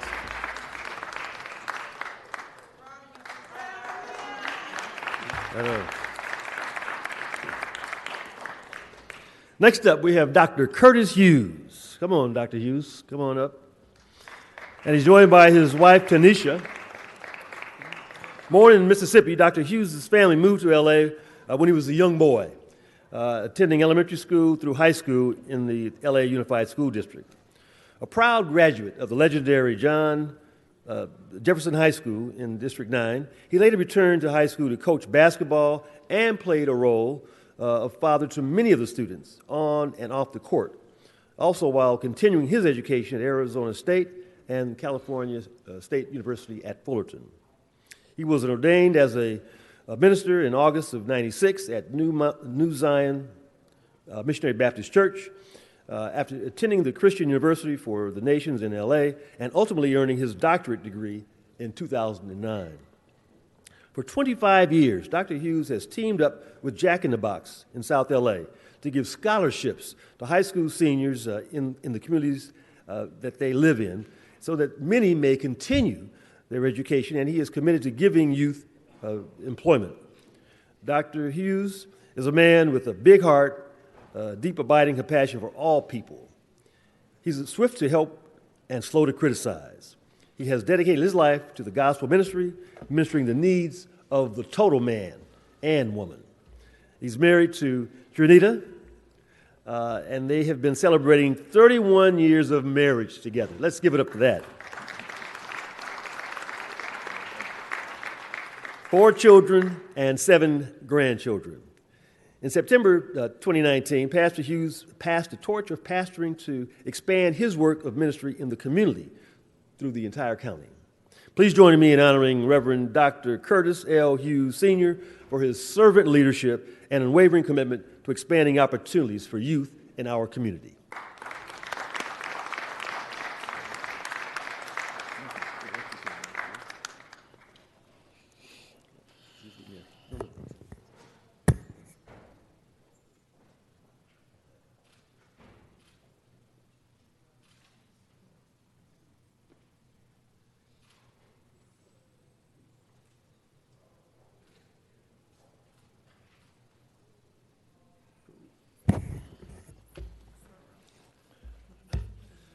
I want to first thank Councilman Price and the committee. Thank you all so very much. I want to say this. Many years ago, when I was attending Jefferson High School, someone helped me out in giving me a scholarship. So what we did, we helped form the company, and since I've been with this company, I talked to my CEO, and what I wanted to do is to give back to young people that was less fortunate. So we started off by giving scholarship to students. We only gave to 1 high school, and later on we extended it to 4 or 5 high schools. And now we have gotten it up to $2,500 apiece to each student. So we give out 5 scholarships each year, and it's to the students that are worthy, who have been maintaining their grade with 3.5 or better. And what we try to do is try to help the students to better their education. And I just want to say thank you all so much. And I want to thank my wife and one of my members, Sister Boyd. I thought my stepfather was here. So I just want to thank you all once again for this opportunity. All right.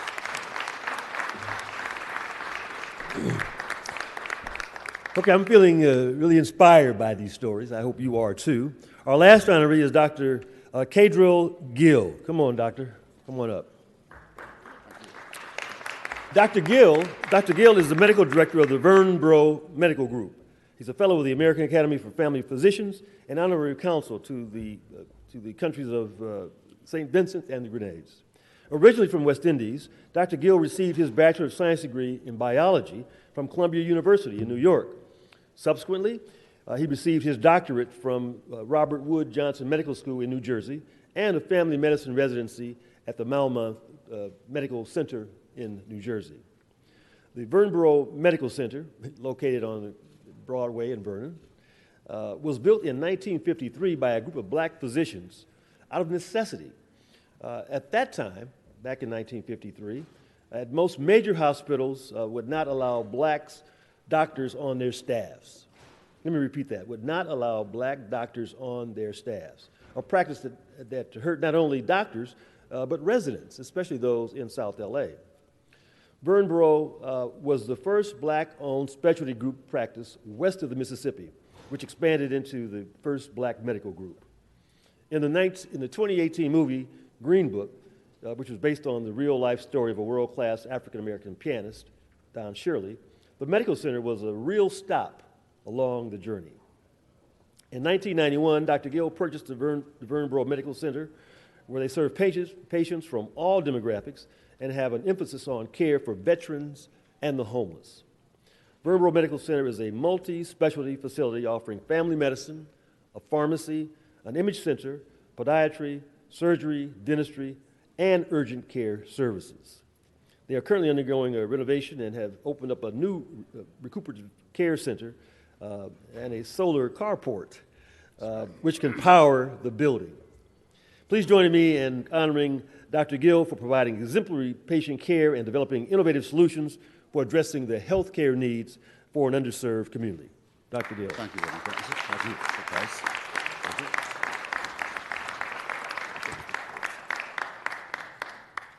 Thank you. Thank you.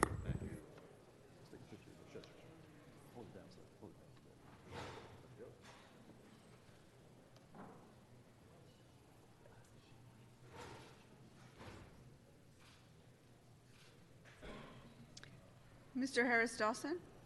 Thank you so much, Madam Chair, and thank you, Mr. Price, for bringing this great presentation to focus on African-American businesses. A part of the community that I feel doesn't get enough attention, and all the honorees that you brought today are amazing people and institutions in the community, whether it's Leon, whenever you want to do anything that relates to public safety and youth involvement, he's on the short list of folks to call, to the other business leaders, and Neely's especially. I have to call out Neely's especially because Neely's has been there on 59th and Broadway when Broadway wasn't a great place to be, when it was a great place to be, and then it wasn't again, and then it is again now. And teachers in our community and community organizations, I was a community organizer about 30 years ago, and I'd go there to get materials for political education at your shop, which you probably had no idea people were using your equipment to teach about socialism. But we did. But I especially appreciate those businesses that stay, because you could have picked up, moved to another neighborhood where things were a little bit easier and the challenges weren't as great, and the income might have even been a little higher, but you've stayed and invested in our community over the long term. And so we thank all of you for that, and I'm proud to be a part of the recognition of your work today. So thank you so much, Mr. Price. Dr. Gill? Yes. Thank you, Mr. Price. You have said my whole speech So since brevity is the soul of wit, as Shakespeare said, I will be brief. Thank you very much for this great honor. And as Price has said, that Vermbro Medical Center was built in the 1950s when physicians had some serious challenges finding a place to practice medicine. And a group of physicians got themselves together and built the multi-specialty Vermbro Medical Center, located at a corner of Vernon and Broadway. So you see, we have been performing on Broadway for many years. So I just want to say, on behalf of the unsung heroes who have practiced medicine in some of the most challenging areas in our community, then and now, on behalf of my family, my friends, I want to say thank you very much again for recognizing me for this Tony Award for my performance on Broadway. All right. Thank you very much. Thank you. Thank you. Thank you to all of our community champions. Congratulations, and thank you, Madam President. Thank you, Mr. Price. Madam Clerk, let's move on to multiple speaker cards. If I call your name, please come on up to the podium. Sean Murphy, followed by Eric Previn and Mellow Desire. Good morning, Sean. You're speaking on item 17. I'll give you a minute to get up front. Madam President. You're speaking on item 17 through 21. Okay. Sean? Yeah, I'm 17 coming. through 21 and your general public comment, okay? Item 13 first. No, 17 through 21. 17 first. I'm for 17. Item 21. I'm against general public comment. Okay, give him his 1 minute. Some of the bus lines on Canoga Park is too damn long. We need a new line for DeSoto. We need a new line for DeSoto. We need another line for Tampa. They need to run, these bus lines ought to change the lines, or they also need to run on Sunday. Okay, Mr. Previn, are you here? Followed by Mellow Desire, followed by Dan. You're speaking on items 1, 8, 9, 18 to 21, and general public comment. And item number 12, correct? Because you've amended No. it. You That's didn't already amend been- it? No, Mr. Previn. Please speak on the Okay, items so you that did the not President's- amend number 12? I saw 12C up there. Mr. Previn, do you want to speak on the items that the Yeah, President... no, I'm happy to speak on the BOE Then internship. I think it's to great. speaking on the items you said. Yeah, go the for it. BOE internship is good. The BOE internships is a great idea, and I appreciate, well, it seems like Krikorian and the Parks and Rec guy are having a little sub-conference, so I'll hold my thoughts. But it's great to get people involved in the BOE program. People who don't know, it means Bureau of Engineering.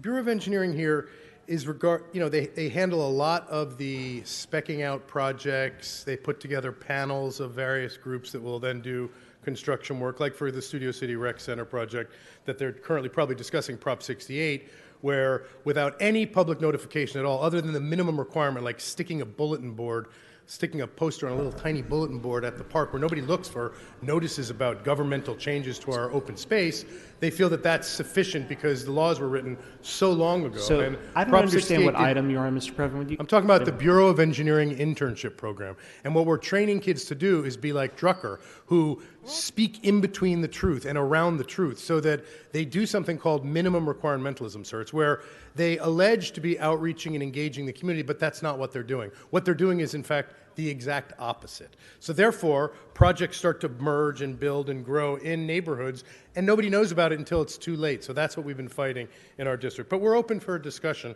which is why I'd like to ask Krikorian if he'll join us on the 26th or the 27th. I've asked before, but they're pretending that we're not asking, but we are asking. We would love to hear from him.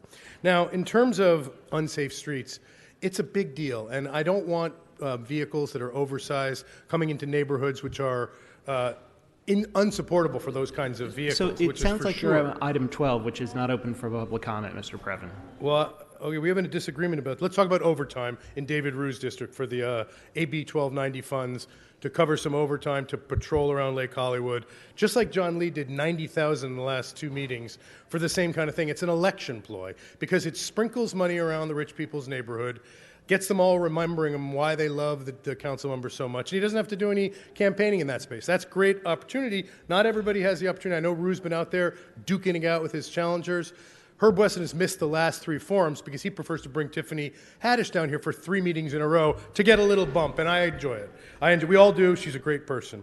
Now, in terms of vacating city property and easements, turns out an easement is a little smaller. It's only a $3,500 charge, whereas a vacation is something more like $15,000 just to get the thing processed. But what we're giving away is city property, and it raises a question in our district, 700 feet from Whitsett. What is happening, and why has nobody told the people who live on Ventura Boulevard? We had a big hootenanny and discussion at our neighborhood council meeting with Lisa Karagian, who got upset because she wasn't told about it, and yet she's the land use chair, so it makes no sense. 1 minute of general public comment? Sure. I guess for the general public comment, I will address the question of whether or not tour buses should be coming through neighborhoods. That's 12, but the point there is that there should be some limitations, but it's a time-honored tradition to go around posting signs preventing people from coming into nice neighborhoods to get the attention of the rich people who will then write the checks. Now, this one smells to high heaven because it's not that they're dangerous. The tour buses are perhaps a little bit of a nuisance, but there are garbage trucks that come through those neighborhoods. So to say it's unsafe. So the original item 4 said, let's look for alternative places where these tour buses can go so that we're not putting tour buses out of business. Krikorian has said, no, let's not do that. Let's give them a warning and a 30 citation. He can address it specifically. It's impossible for the public when you're pinning things up so quickly for us to know, because I asked, where's 12B? And Avak et al. And company say, we don't have any information. So that's totally rude. Thank you. Thank you. Next speaker is Mellow Desire. Are you here? Followed by Dan. Do you want to come up, Dan? Followed by Mike Greenspan and Arnold Sachs. Dan, you're speaking on item 18 and general public comment. Correct. Council members, with item number 18, you have a serious conflict of interest on your hands. Mr. Wesson cannot be allowed to vote on this item because of air quality and other environmental issues. To that point, to the point number 18, I have a column out today in City Watch regarding Mr. Wesson personally profiting while voting on environmental issues. His wife is employed by the AQMD. She lied about her educational quals to get that job. I expose it today and I prove it today. There is a tremendous conflict of interest that will have to be unwound if Mr. Wesson votes on this or any other environmental related thing. And this certainly would be in that realm. And please be aware of that. Continuing on, in my column today in City Watch, how Herb Wesson cheated LA Part 2. Fabian Wesson lied about her educational quals. She does not have a 4-year degree. She replaced someone at the AQMD with a PhD in chemical engineering from Northwestern University, and somehow she has a compensation package of $265,000 a year. He has voted on environmental issues, and you have been warned about it. I'm telling you, this is going to blow up in City Council's face if Mr. Wesson is allowed to keep profiting while voting on environmental issues that you can address. If you don't, I'll address your failure to do that, and I don't want to do that. I know you'll get into it, but please prevent Mr. Wesson from doing that. Mr. Rue, on Friday, I'm having surgery on my foot for a deep hazard in the Sherman Oaks Park. I filed a $200,000 negligence claim against the city. I'm having surgery on Friday. Your office was warned about it. Rec and Parks was warned about it. It shouldn't come to that. Thank you. Next speaker, Mike Greenspan, followed by Arnold Sachs and Wayne Spindler. Mr. Greenspan, I'm going to remind you, you're speaking on items 1 through 9, 17 through 21, and general public comment. Yes. Mike Greenspan. And one little correction, City Council, there's 4 days left in Black History Month, not 3. My University of Florida arithmetic is a lot better than your sucky UCLA arithmetic. I'm a gifted student. I didn't go to the LAUSD. Now, there's John Walsh always talked about the liens, and I see that you look at people's houses as your piggy banks, and I see that you, excuse me, have about 175,000, give or take, out there just waiting with your grubby paws to reach into people's pocketbooks and to tax their homestead. They're small homestead, not some big rich mansion. And another thing similar to it, the REAP, Rental Escrow Account Program, the houses that are coming off of it, and John Walsh years ago lit a fire under me. As a result, I called in a place that was doing construction without a permit. You just dial 311, you give the address, and they'll tell you if they have a permit or not. And then afterward, they'll transfer you to the proper party, and an inspector will come out. And of course, Paul Koretz's district is probably one of the biggest violators of the permits. Their mentality, well, permits are for Goyim, and we're rich and Jewish, and we don't have to. That's those other dumb people. Now, the issue of overtime in David Rue's district. Well, last week it was overtime in Topanga. Now, Officer Graciano over here does his overtime on the weekends in North Hollywood. And so far, so good. We haven't come to ask for money for overtime for North Hollywood. I'm just comparing police stations and their administration because you police do not do a good job with the taxpayers' money. You think it's water, drip, drip, drip. The lights. Hey, if you've got a wooden post and a light goes out, you call DWP. If you've got a metal street light, oh boy, call 311. They'll send it over to Bureau of Street Lighting. I called one in last September. Just this past week or two, it finally got taken care of. Hey, it takes a long time to get your stuff. Now, the vacation. Yes, brother, can you spare $15,000? We can get you another, some extra land at a bargain rate price. It'll really up the value of your land. And remember, folks, fuck Debbie Kim. No, wait a minute, sir. Mr. Greenspan, move on to your general public comment. Do not address our staff that way. Okay. Come on. Okay. Now, anyone but Wesson, good old Herb, my buddy, yes, he's out there running for supervisor. I hope he loses. But, yes, David Rue's Dog and Pony Show. Kids, don't vape, don't vape, don't vape. But the adults, Herbie gets $15,000 from Jewel. That is a jewel of a contribution. Yes, folks, why is that happening? Some broad named Vanessa used to work for Herb Wesson and now works for Jewel, so it's in-house. Yes, it's hypocritical. Adults are getting $15,000 while we're telling kids it's a bad thing to vape. Well, if vaping's bad, isn't it bad to give Herb Wesson's $15,000 just because some broad that used to work with him now works for Jewel? A jewel of a contribution. Anyone but Wesson. Herb raised taxes, not another tax, Mr. Wesson. Okay, next speaker, Arnold Sachs, followed by Wayne Spindler. Excuse me, ma'am, I haven't, what is your name? Dr. Mello Desire. Okay, I called you a minute ago. I need to get to the next speaker. I'll Sure. get to you next. Mr. Arnold Sachs, Wayne Spindler, and Chief Hunt. Mr. Sachs, you're speaking on item 1, 5, 7, 17 through 19, and 21. Yes, I am. Thank you. Good morning, Arnold Sachs. So, cut to the chase. 17 refers to the REAP again.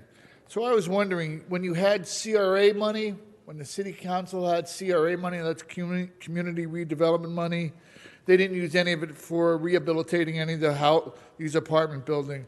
So what are they going to do in place of that? Don't know. We need more money. Item 18, SpaceX, they're rehabilitating old buildings, which is a good thing.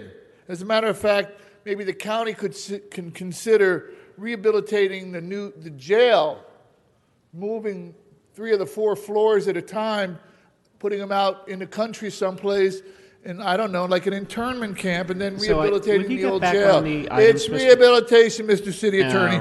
Kindly shut your yap. Item 19. No, Mr. Sachs, I'm going to stop his time. I need you to get back to the agenda. I'm going to have you sit down. Traffic control costs associated with something. I remember when I started coming here, a Zuma dog used to come in and talk about fee permit waivers or fee waiver permits for city events.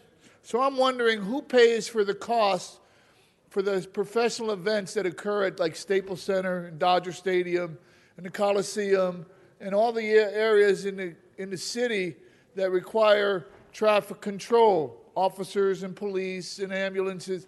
I brought this up when they talked about the Coliseum, who gets to pay the money. And why doesn't the team or the school or whoever is using that facility pay the money instead of the city? Let's get back on the item. Yes, thank you, sir. You were really a wellspring of information today. Item 21 refers to as-needed salaries versus as-needed general salaries. So it's a different category. Let me say something about generals, because I'm on my public comment. No, I'm not. So this is an old story about general salaries per se. Bob Hope's story from his autobiography. It tells a story, general stories. No. I don't see how this is relating to the issue of the BOE internship overtime. I think maybe you should go to general public comment. Go ahead and give him his 1 minute of general public comment. Go ahead and just speak on your general public comment. So I'm on my general public comment? Okay. So 2 things. So this Bob Hope story is about a general who sees a private working out at Fort Dix, which is a fort in New Jersey, goes up to him and says, suppose you saw a battleship coming across that field. What would you do? And the private thought for a few seconds and then said, you know what, General? I'd get a torpedo and sink that ship. And the general said, well, where would you get the torpedo from? And the private said, same place you got that fucking battleship. How about that? Same idea, sir. This. Now, on this items here, it says you can challenge items in court. But what happens when you get to choose the judge that you challenge items of in the court? What if there's a difference of opinion? What if there's a conflict of interest by the judge hearing some items referring to city business? What happens then? Does the judge get to recuse himself? Should the judge get to recuse himself? What does the city attorney say on that? Your time is Blah. up. Next speaker, Take the pill. Wayne Spindler, followed by the Red Chief Hunt. Is he still here? Okay, thank you. Mr. Spindler, you're speaking on item number 1 through 9, 17 through 21, and general public comment. That's right. So thank you so much to Mr. Bonin. Finally, you're going to close off that street in CD 11. All those faggots and white niggas all down there, you got to get them off the goddamn Ocean Avenue. That's right. Ocean Boulevard, restricted and covenants from 1899 that states only whites and only Jews shall cross. All others are prohibited. Bringing back the welfare state and the plantation to 2020. Thank you, Mike Bonin, hiding behind his 4 little stolen black child, but he just nothing but a racist motherfucker, another slave owner, just like the rest of you. And now you get up to the liens. What's this shit about all these motherfucking liens? And I'm glad that Mr. O'Farrell agrees with me that all fucking liens must be waived on Black History Month, as promised. And everybody knows it. That are you gonna waive all those liens? Fuck no. Not one of you. Look at them. Not one of you gonna waive a goddamn thing. You're just gonna charge interest. Interest on interest. What do we get? An acre of land and a mule. What do we get? Taxes and liens. Then the bank goes, and I go, hello, and they go, I'm sorry, I know you look white. I'm looking for the next motherfucker. And then you lose your house to foreclosure, fool, when you're charging 27% on a fucking $500 lien. Ain't nothing worse in this goddamn fucking city than you 15 goddamn white motherfuckers. Ain't nothing worse. Nothing worse than the 15 of you fucking clowns. And they got to sit here and listen to you talking about, oh, I want to honor this person. I want to honor this business. You only honor the business that pays to play. Pay to play business on the agenda. Could we get back for on the whole items, Mr. fucking Spindler? day. Then I get little Tiffany here, known as Queen Fava. Okay, you're So not on let's the- get you're back not on the topic. items, This is Mr. still Spindler. 1 minute of general public comment. Excuse me to the Princess Fable. If I may, Your Majesty, you fucking faggot little queen. We have a problem here. Somebody don't have a Bachelor of Arts. Now, who here don't have a Bachelor of Arts? Let's guess. Could it be Mrs. Wesson? Ding, ding, ding, that's right. She's been lying for years. I'm a graduate. I have a BS. Yeah, a bullshit. That's what you got. You don't have no goddamn Bachelor of Science, because to get one, you got to be able to add. 1 plus 28 equals 20 fucking 9. That means there's an extra day in the month of Black History, but jackass, it starts on the 29th, not the 28th. No on Herb Wesson, yes on Holly Mitchell, and finally, FBI, get your ass over there and put Mr. Wesson in them fucking handcuffs, you dumb motherfucker. Next speaker. Mr. Hunt, are you here? You're going to pass. Mellow Desire, are you back in the room, ma'am?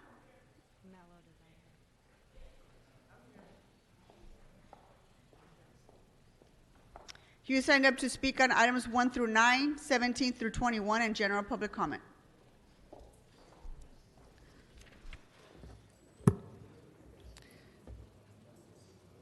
Okay.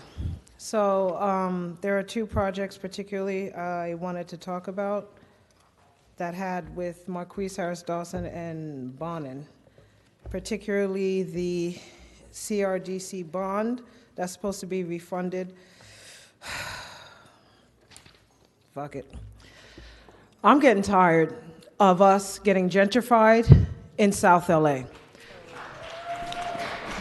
So I'm going to go off script. I'm going to speak directly to Tim. Ma'am, who if led you the want to day. do that, I have to bring you back to general public comment if you're not going to speak on any of the items. Okay, so, Nuri, Okay, if you want to go there. Give her 1 minute so she can speak on general public comment. No, Yes. you can, I'm You're going gonna to do the speak on the agenda. items?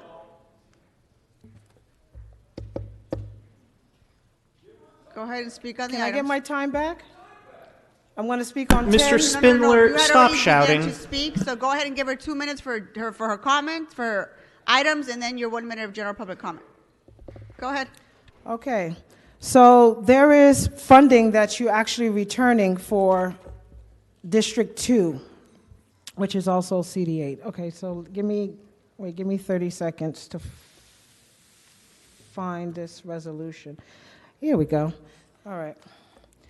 So this one with Harris Dawson and Rodriguez reinstating a reward offer for the murder of Fidel Campos and Ricardo Mendoza for an additional period of 6 months. Now, this was one of the issues that we were saying, that you guys are putting a reward offer for a murder of Fidel, but yet we're still wondering who murdered Loretta Andrews. So Loretta Andrews was looking for housing in CD8, and her only crime was being a black woman who was referred to Hoppix, and on February 1st, she was hit by a car by two undocumented, unlicensed driver on 84th and Van Ness. Even though it's Inglewood, Mark Ridley Thomas and Marquise, Curran Price, and all the other show ponies that supposed to be speaking on Black America should be finding out who killed Loretta Andrews. So that's one of the issues that we have. There's a lot of misappropriation with funding when it comes to projects concerning African American housing.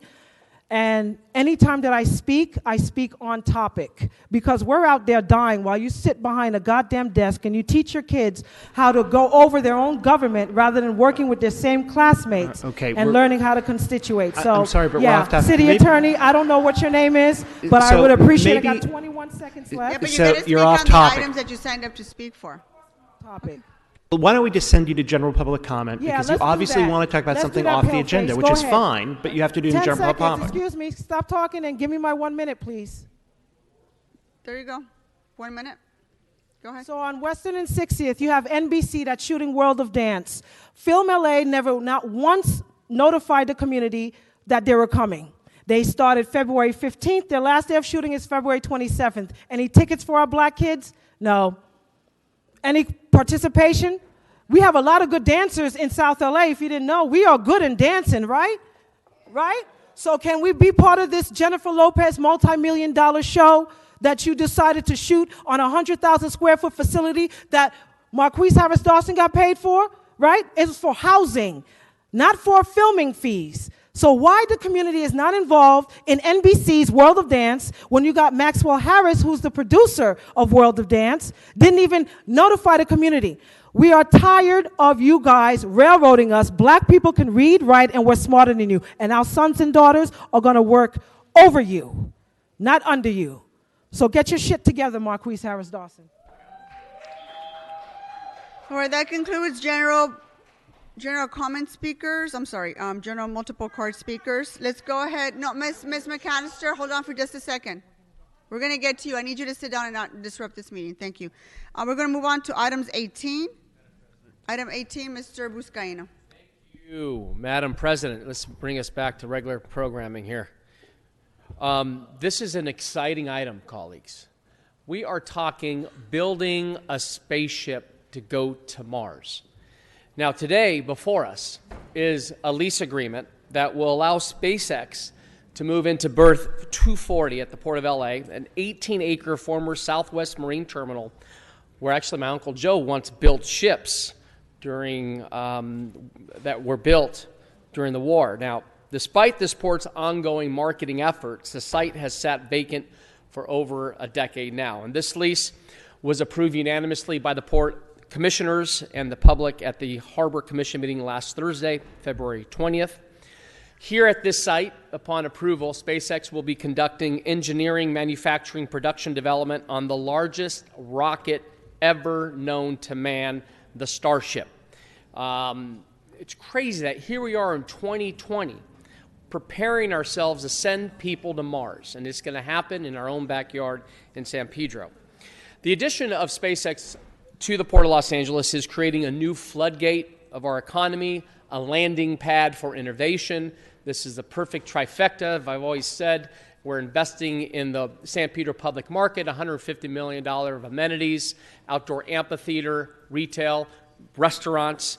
We have Altasea, the future of ocean exploration, and now with the approval of this item before you, we'll have space exploration in San Pedro.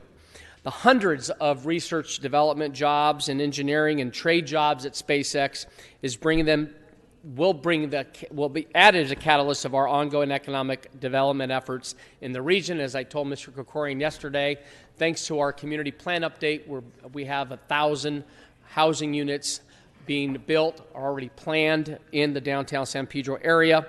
And by creating this innovation district, the Port of Los Angeles truly becomes the country's first Silicon Harbor. With this vote, colleagues, let's realize what we're about to do here. By your action today, supporting SpaceX to build a vehicle to take people to another planet will start happening today after this vote in San Pedro. We are becoming a spaceport. We're really excited. I want to thank the Port of Los Angeles, particularly Mike DiBernardo, the SpaceX folks, of course, Elon Musk for saying yes to San Pedro, and his entire team. We've been on the phone every day over the last month expediting this because, as you know, this is a race to space, and SpaceX will be the first to get to Mars with this vote. I want to thank the San Pedro Chamber of Commerce who's here, Chairman Lee Williams, Elise Swanson, Executive CEO and Director of the San Pedro Chamber, of its members who are here, the port team, and of course my team. I want to thank Anna Dragon as well as Allison Becker, who were on daily calls with the port and SpaceX. This is truly out of this world, and it's going to happen here in Los Angeles, in San Pedro, and we're really excited about it. I ask for your aye vote in moving this forward. Thank you, Madam President. Thank you, Mr. Buscaino. We have 2 speakers on this item. If I call your name, please come on up. Elise Swanson, followed by Lee Williams. You each get 1 minute on item number 18. Council members, thank you for the opportunity to speak today on this amazing item. My name is Elise Swanson, President and CEO of the San Pedro Chamber of Commerce. I'm here today with the strong support of my board of directors and my over 420 members for this item. We are so thrilled to welcome SpaceX to the Port of Los Angeles. As a chamber located in the harbor area, we actively discuss economic sustainability, the future of work, and workforce development for the youth in our community. SpaceX will not only bring additional economic sustainability to our community, but through their efforts to create this facility, they will bring job diversification, which is very important. Councilmember Buscaino, I want to thank you for all your hard work on this item. Thank you to the Port of Los Angeles staff and to the team at SpaceX. This is one more piece in the overall economic development strategy and revitalization of the San Pedro community. This is a great day for our local economy and for all of Los Angeles. Thank you, Thank you, ma'am. Next speaker, Mr. Williams. Hello, my name is Lee Williams. I'm the board chair of the San Pedro Chamber of Commerce. However, I'm not here to speak on behalf of the chamber. Elise did a great job at that. I'm here instead to speak on behalf of the young boys and girls of San Pedro for whom the future is bright. San Pedro isn't a rich town. I think the median income is around $55,000. Our kids grew up hearing stories of the rich history of fishing, and the first cans of tuna came out of San Pedro. We had shipbuilding. Of course, America's port is the lifeline for the nation. But so much of the talk is about what we've lost and what we're losing. Today, San Pedro has much to look forward to. The San Pedro Public Market, as Joe had said, will soon mark San Pedro as a tourist destination for cruise ship passengers, conventions, and will provide many of our kids with first jobs, and Alta-Z is well on the way to help our nation as well. I'll speed up ahead. I look forward to you supporting this motion and approve the process for San Pedro coming to, or SpaceX to come to San Pedro. Thank you, Mr. very much. Lee. That concludes speakers on this item. Mr. Corres, would you like to speak on this item? President, I just wanted to congratulate Mr. Buscaino on attracting the most visionary company in Southern California and perhaps the world to the port. I think it's a great achievement and a continued renaissance of the port in San Pedro. Thank you very much. Members, let's go ahead and prepare to vote on this item. Let's open the roll, close the roll, and tabulate the votes. 12 ayes. Congratulations, Mr. Buscaino. Nice hat. Let's vote on items 2 through 9. Let's open the row, close the row, and tabulate the vote. 12 ayes. Okay, let's move on to item 17. Let's open the row, close the row, and tabulate the vote. 12 ayes. Let's move on to item 20. Let's open the row, close the row, and tabulate the vote. 12 ayes. Let's move on to item number 12. Mr. Rue, are you prepared to speak on this item? I believe you have an amendment as well. Thank you, Madam President. I want to rise in support of this ordinance and on behalf of the communities that have been facing this problem for years. The tour bus industry includes many law-abiding professional operators who provide tourists with a safe and enjoyable experience. But it also includes many unscrupulous operators who for years have been putting their passengers and the public at risk. It's not just Okay, it's not just that tour vans that catch on fire on Mulholland Drive. It's the dangerous maneuvering up hillside roads. It's dropping off passengers behind blind curves. And it's the hundreds of tour buses driving every day on narrow roads that were never designed for their use. A recent study conducted by the Department of Transportation counted 200 tour buses on a hillside road over a 6-hour period. And that was just in the off-season. After years of working with the state to make this law possible, and working with the Department of Transportation and the City Attorney's Office, as well as the many neighbors and community leaders, we have finally reached a place where we can bring common sense public safety reform to this industry. Today's law would not have been made possible without the work of Assemblymember Adrien Nazarian, who authored AB 25, that gave the cities like Los Angeles the authority to regulate tour buses. The Hollywood Hills West Neighborhood Council, who fought tirelessly for a law that works. And Brian Gallagher and the work of the Department of Transportation, the City Attorney's Office, and the investigative reporting of NBC4, which revealed just how dangerous some of these tour bus operators are. Tourism is an important part of our city's economy, and I love that the world wants to see our city. But public safety must come first. With this common sense reform, we can ensure safety of visitors and neighbors alike. So, Madam President, I would like to move to approve item 12B as amended. And I urge an aye vote today. Thank you. All right, so public comment has been satisfied on this item. Before us, we have item 12C. Let's go ahead and vote on that first. Let's open the roll, close the row, and tabulate the votes. 12 ayes. Then, Madam President, 12 as amended, that would be 12B as amended by Amendment C. Okay, very well. Let's go ahead and vote on that. Let's open the row, close the row, and tabulate the votes. 12 ayes. Thank you. Let's move on to two additional speakers. Patricia McAllister. Madam President, there's a request for item 18 to go forthwith. Okay, without objection, that will be the order. Ms. McAllister, you're speaking on item 119 and general public comment. No, I had more than that. I've got more than 1 in 19. 119 and general public comment. 121, 19. No, those items have already been voted on. These are the items you well, ma'am, you should have called me before you voted on them. You know I have Ms. these McAllister, items. Can he turn you off the signed up clock, for please? 119 Turn and off general the public clock. comment. Go ahead, ma'am. Your time's running out. Okay, you've got liens here. Here's a lien, $113,000. How do you expect these people to pay this kind of money? It's ridiculous. $18,000, $15,000. Now, many of the people who are on the street, they have these liens, and now they're homeless. And I think that we should forgive these liens because the city has money for grants to build and rehabilitate affordable housing, and you haven't been doing it.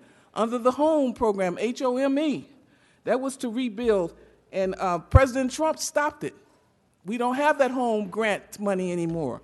We don't have the CDBG money anymore because the city was abusing it. And I personally went to a meeting and saw how the city put a sanction Los Angeles, this city, for taking that money and not using it correctly. So I think that some attorneys should take up these liens because affordable housing money is being misused, the CBG money President Trump stopped, and the HOME money.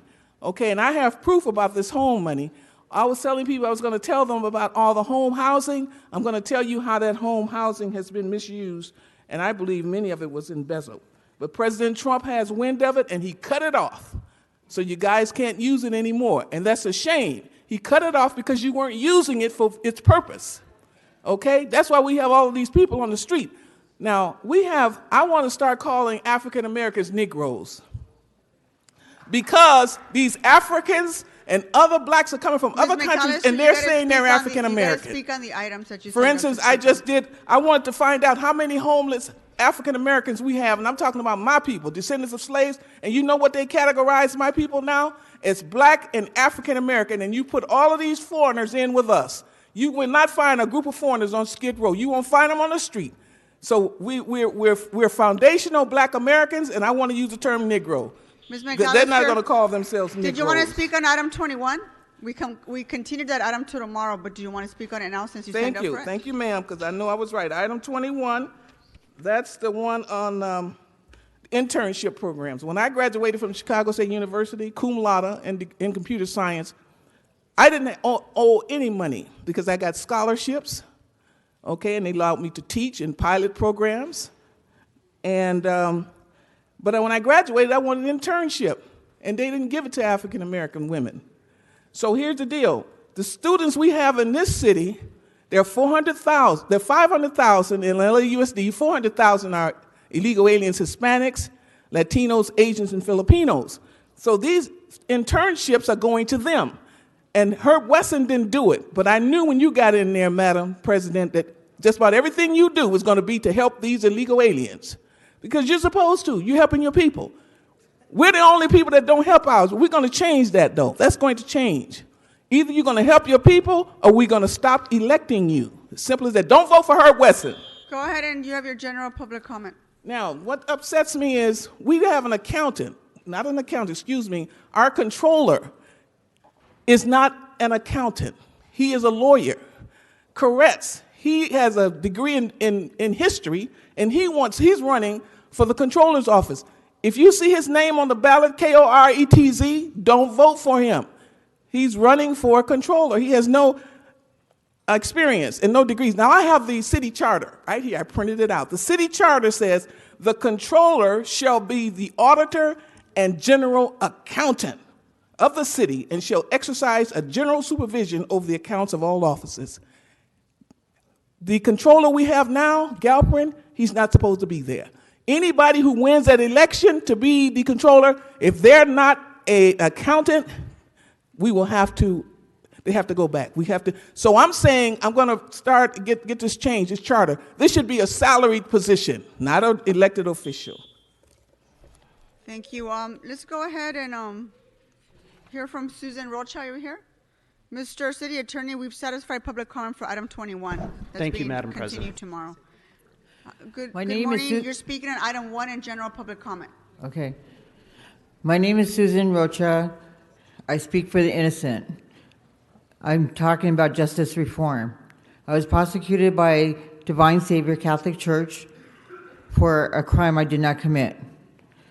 I refused a plea deal. I went to a jury trial, and I was found not guilty by 12 people, believe me, and not the Father Albert and his lying church members. I want justice reform. I was refused by LAPD for them to take a police report about my false accusers. I want them prosecuted. I was refused justice. I was refused justice.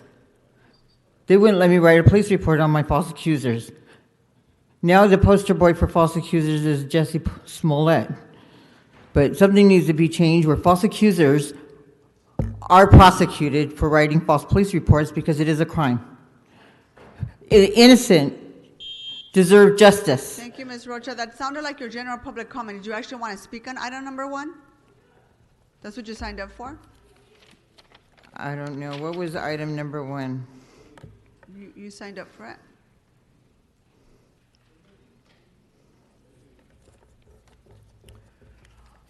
I just want justice reform.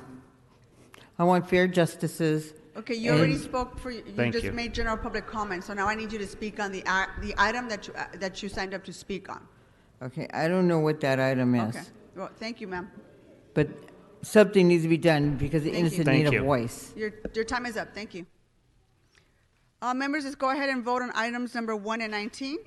Madam President, item 1A is continued to March 25th, and the rest of the items, the department requests to confirm item 1.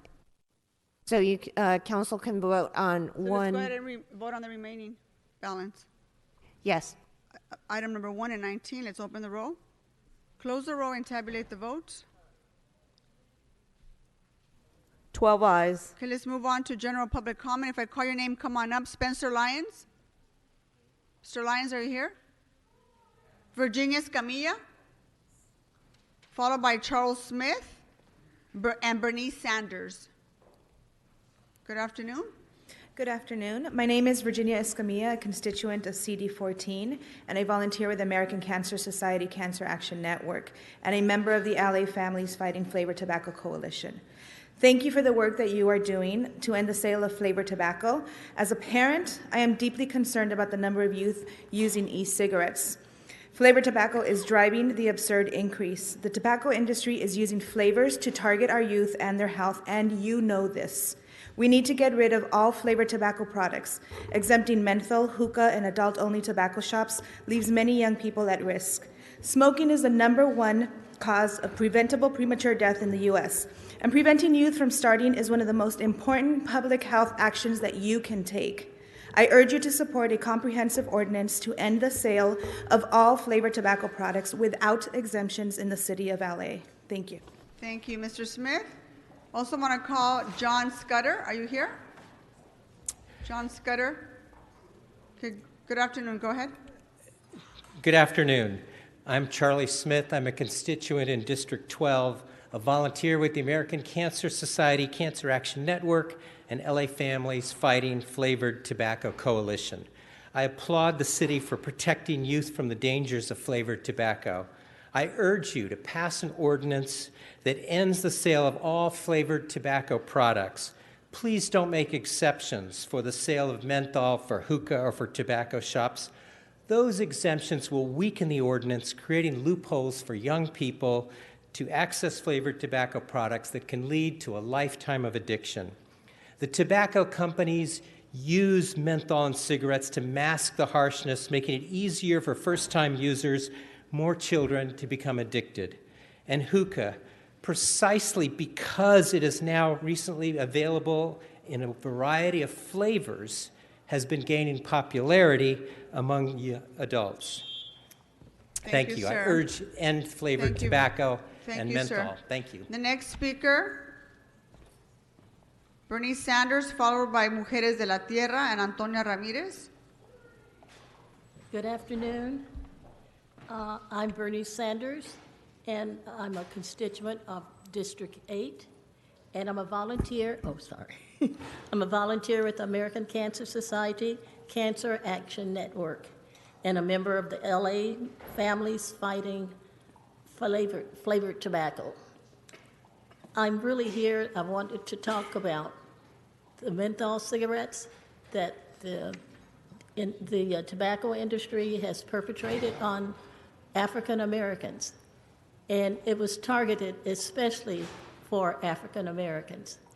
And because of that, 85% of African Americans who start smoking, and they smoke menthol, and the companies know that it's easy to start smoking this menthol, but it's harder to quit.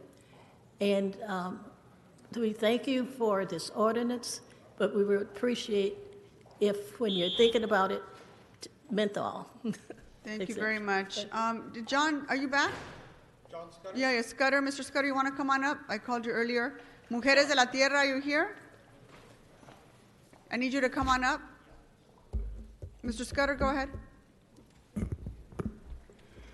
John Scudder, Detail Express. It's Black History Month.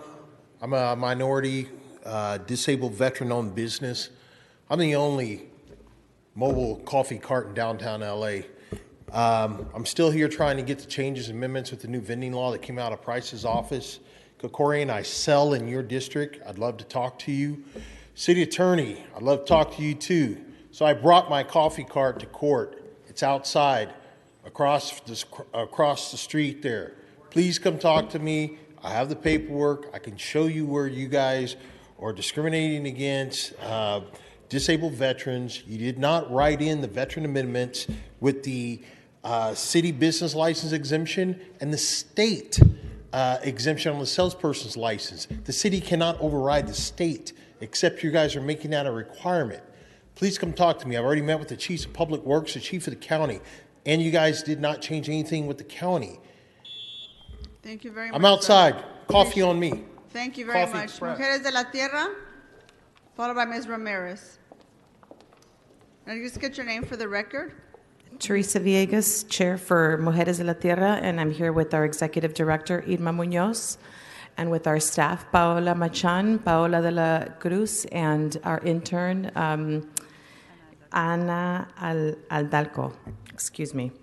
Really quickly, we are an environmental organization. We work to educate many families, mothers, and children.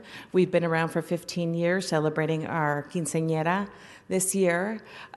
We wanted to come down to City Hall to present our council president with a gift that our that our executive director will talk about in just a little bit. But I just wanted to give you briefly items that we work on as an environmental education organization.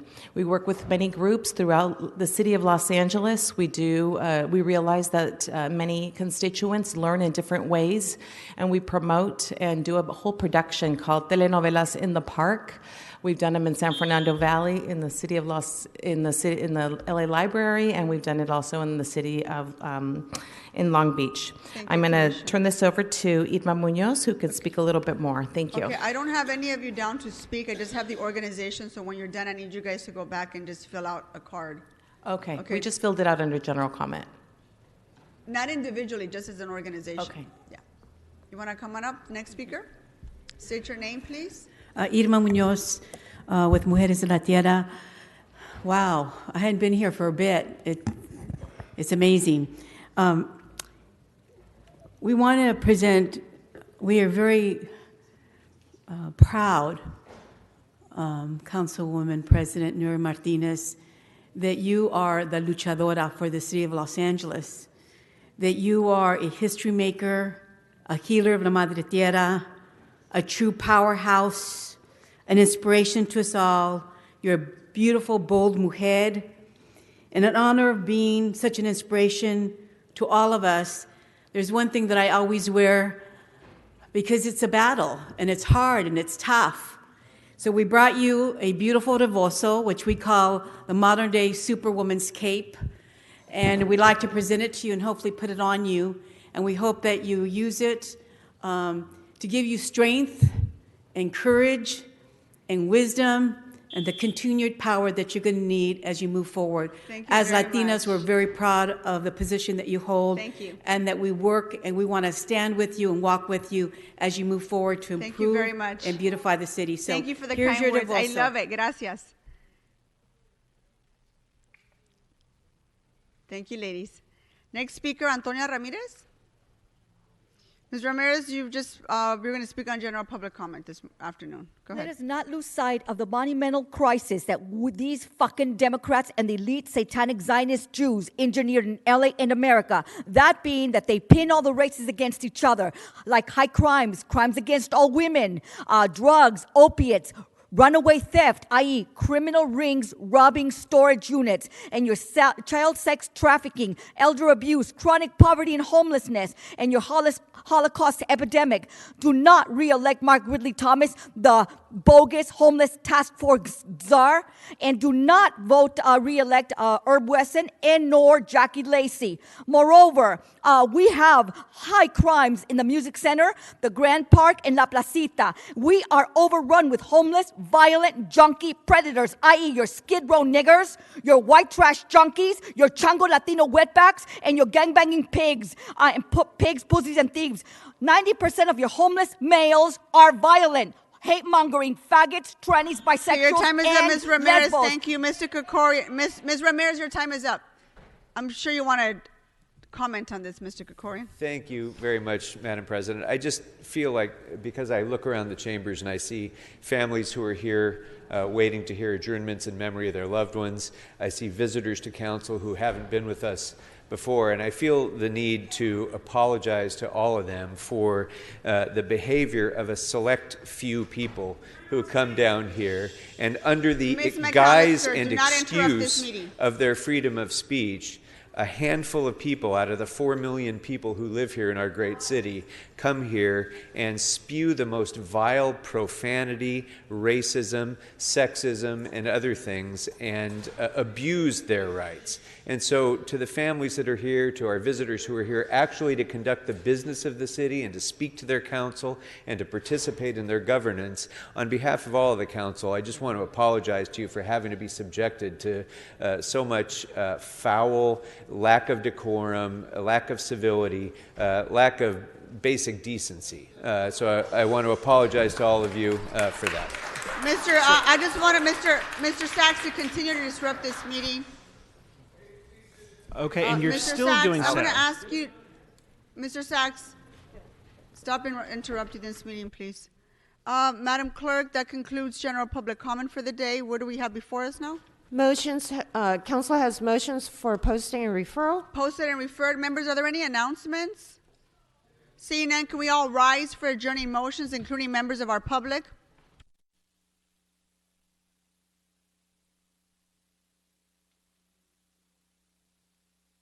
I'm going to start to my right, to my left with Mr. Blumenfield. Thank you, colleagues. I ask that we adjourn today in... Just for the record, that was Mr. Arnold Sachs interrupting this meeting as he was leaving our council chambers. Please remove him from our council chambers if he's back there. I need him to be removed, sergeants. He's been disrupting this meeting for the last hour or two. Thank you. Sorry about that, Mr. Blumenfield. Go ahead. Okay. I ask that we adjourn in the memory of Cheryl Morse, who is the mother of a former council staffer of mine and a currently Harbor Department employee. I'm talking about the mother of Stephanie Magdian. Cheryl passed away on February 16th at the young age of 57. She was born and raised in Long Island. She moved to Southern California in the 1980s, where she raised her family and had a career as a sign language interpreter for the Long Beach Unified School District. She used to love visiting national parks, was an avid scrapbooker. Cheryl is survived by her husband Mike, her children Stephanie, Christine, and Nicholas, her mother Elizabeth, and a host of family and friends. A service for her will be this Friday, February 28th at noon at the Grace First Presbyterian Church in Long Beach. They said in lieu of flowers, donations should be made to ataxia.org. That's ATAXIA.org. While I didn't have the pleasure of knowing Cheryl directly, I do know that she raised a very smart, hardworking, genuine daughter who I had the pleasure of having on my staff for 3 years. I ask that we adjourn in her memory, and may she rest in peace. Thank you, Mr. Blumenfield. Mr. Sachs, I asked you to please leave our council chambers. Mr. Spindler, I need you to sit down and stop disrupting this meeting. Any other adjourning motions to my left? Mr. Harris Dawson. Thank you so much, Madam Chair and members. I ask today that we adjourn in the memory of Mr. Woodley Ellis Mason. We're joined here by his family on the first and second rows on my side of the room. Mr. Mason was a fixture in one of our important neighborhoods. Every person on the block and every young person on the block looked up to him and referred to him as Uncle Wood. He was well known as a hardworking man that people could count on to help them in their time of need, whether it was giving advice or assisting with a task. Mr. Mason was a California dreamer, came to this state from Mississippi at the age of 4.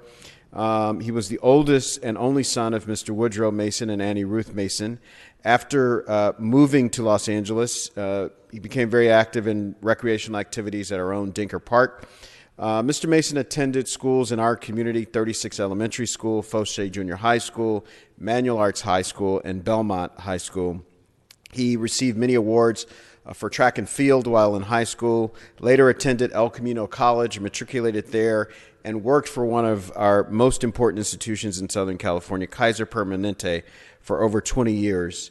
In his spare time, he was an outdoorsman that loved camping and boating, but his overall favorite pastime was fishing.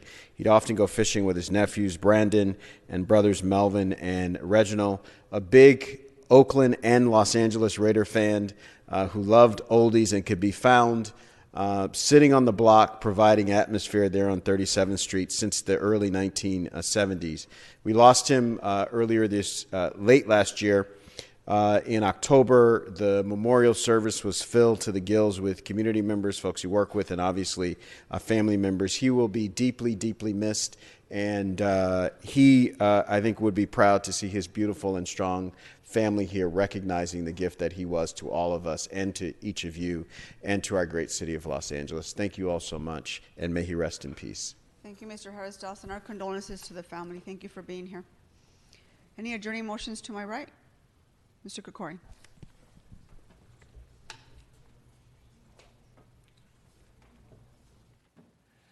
Thank you, Madam President.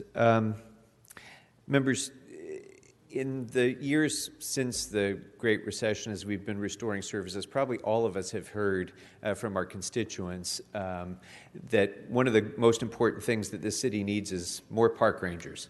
And that's understandable because our park rangers perform unbelievable service to the entire city. They are, of course, a law enforcement agency, but they also provide first aid to those who are injured. They provide environmental protection in our parks and beyond. They provide education to the people of the city. And of late, they are critically important in trying to address the challenges of homelessness that we have in a way that includes outreach as well as response to the impacts of homelessness. And it's a lot. It's a lot that they have to do.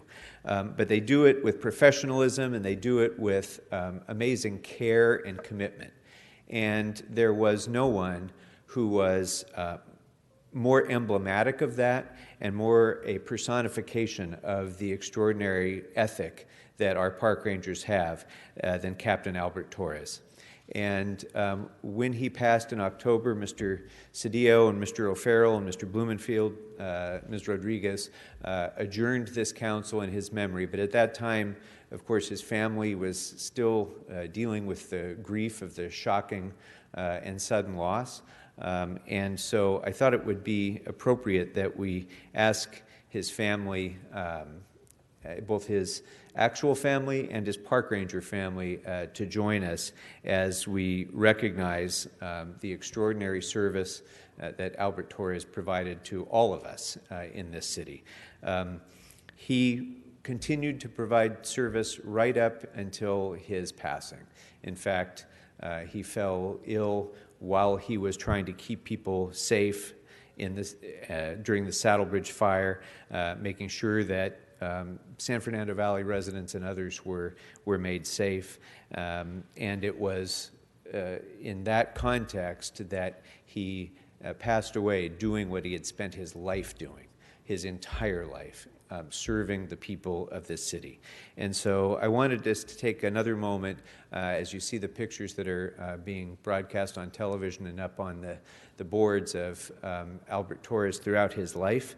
I wanted to take a moment to extend on behalf of the entire City Council our condolences to his family, to the park ranger family, and if it's all right, Madam President, I'd like to ask his daughter, Liz, to say a few words. Thank you. Hello, everyone. I'm Elizabeth Torres, Albert Torres' daughter. On behalf of my family, we would like to thank Councilmember Krikorian and LA City Council for taking this time to honor my dad. The love and support we've received from our city family has been overwhelming and something we will never forget. When I remember my dad, I think of his compassion and his empathy. He told me about how when he worked with homeless citizens, he'd always ask them, "What's your story?" And they'd be sure to tell them. They'd tell him of their life story, the struggles that they go through, and what they hope to achieve in the future. He'd be able to connect with them in a way that others wouldn't or couldn't. He'd connect with everyone else in his life in the same way. He was the person everyone knew to call when they needed help or just an ear to listen, and he'd always answer, no matter what, even if he was in the middle of taking a nap on his day off. My brothers, Sean, Brian, and I look up to my father. Every day we remember his compassion, his work ethic, and his love for his family. We'll strive to continue his legacy, and we hope that his city family will follow in his example. Thank you. Thank you. Thank you very much, Madam President. And if I may also ask Chief Joe Losarelli, the Chief of the Park Rangers, to come up and say a few words as well. Good morning, Madam President, members of the City Council. First of all, thank you so much for adjourning your meeting today with Albert Torres and the other families here in mind. It's very important to us that Albert Torres' memory continues with the City of Los Angeles.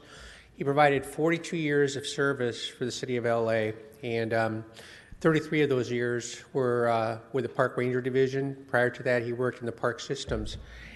And this is a man that basically had a work ethic like no other. I mean, he was here every day, provided service to the communities. He was always out at the parks. He provided a lot of education over the years to young kids that use our parks. And as far as the service that he provided to the community, I will say this, is that to this day, I still get phone calls and letters from all over the city talking about how Mr. Torres serviced the city of Los Angeles and how much he actually did for so many community members. And I'd like to also mention that to this day we've gotten hundreds, literally hundreds of letters from all over the city and all over the state and all over the country recognizing his passing. What I'd like to say is, on behalf of the Park Ranger Division, I want to say thank you to you folks so much for allowing us to come here today. It means a lot to us, it means a lot to the family, and it means a lot to the community. So thank you so much for this day. Thank you. Thank you. Thank you, sir. Mr. Krikorian, we have a member on the queue, Mr. Cedillo. Mr. Krikorian, just let me say thank you for doing this. This is so appropriate. I don't want to go on, but I knew Albert, mutual friends. When I came back from Sacramento, we had lunch at Langer's, and it was great to catch up with him. Oscar Luque, one of the guys we grew up with, was our mutual friend and guys we hung out with in a car club called The Click. And he was, he's a helper.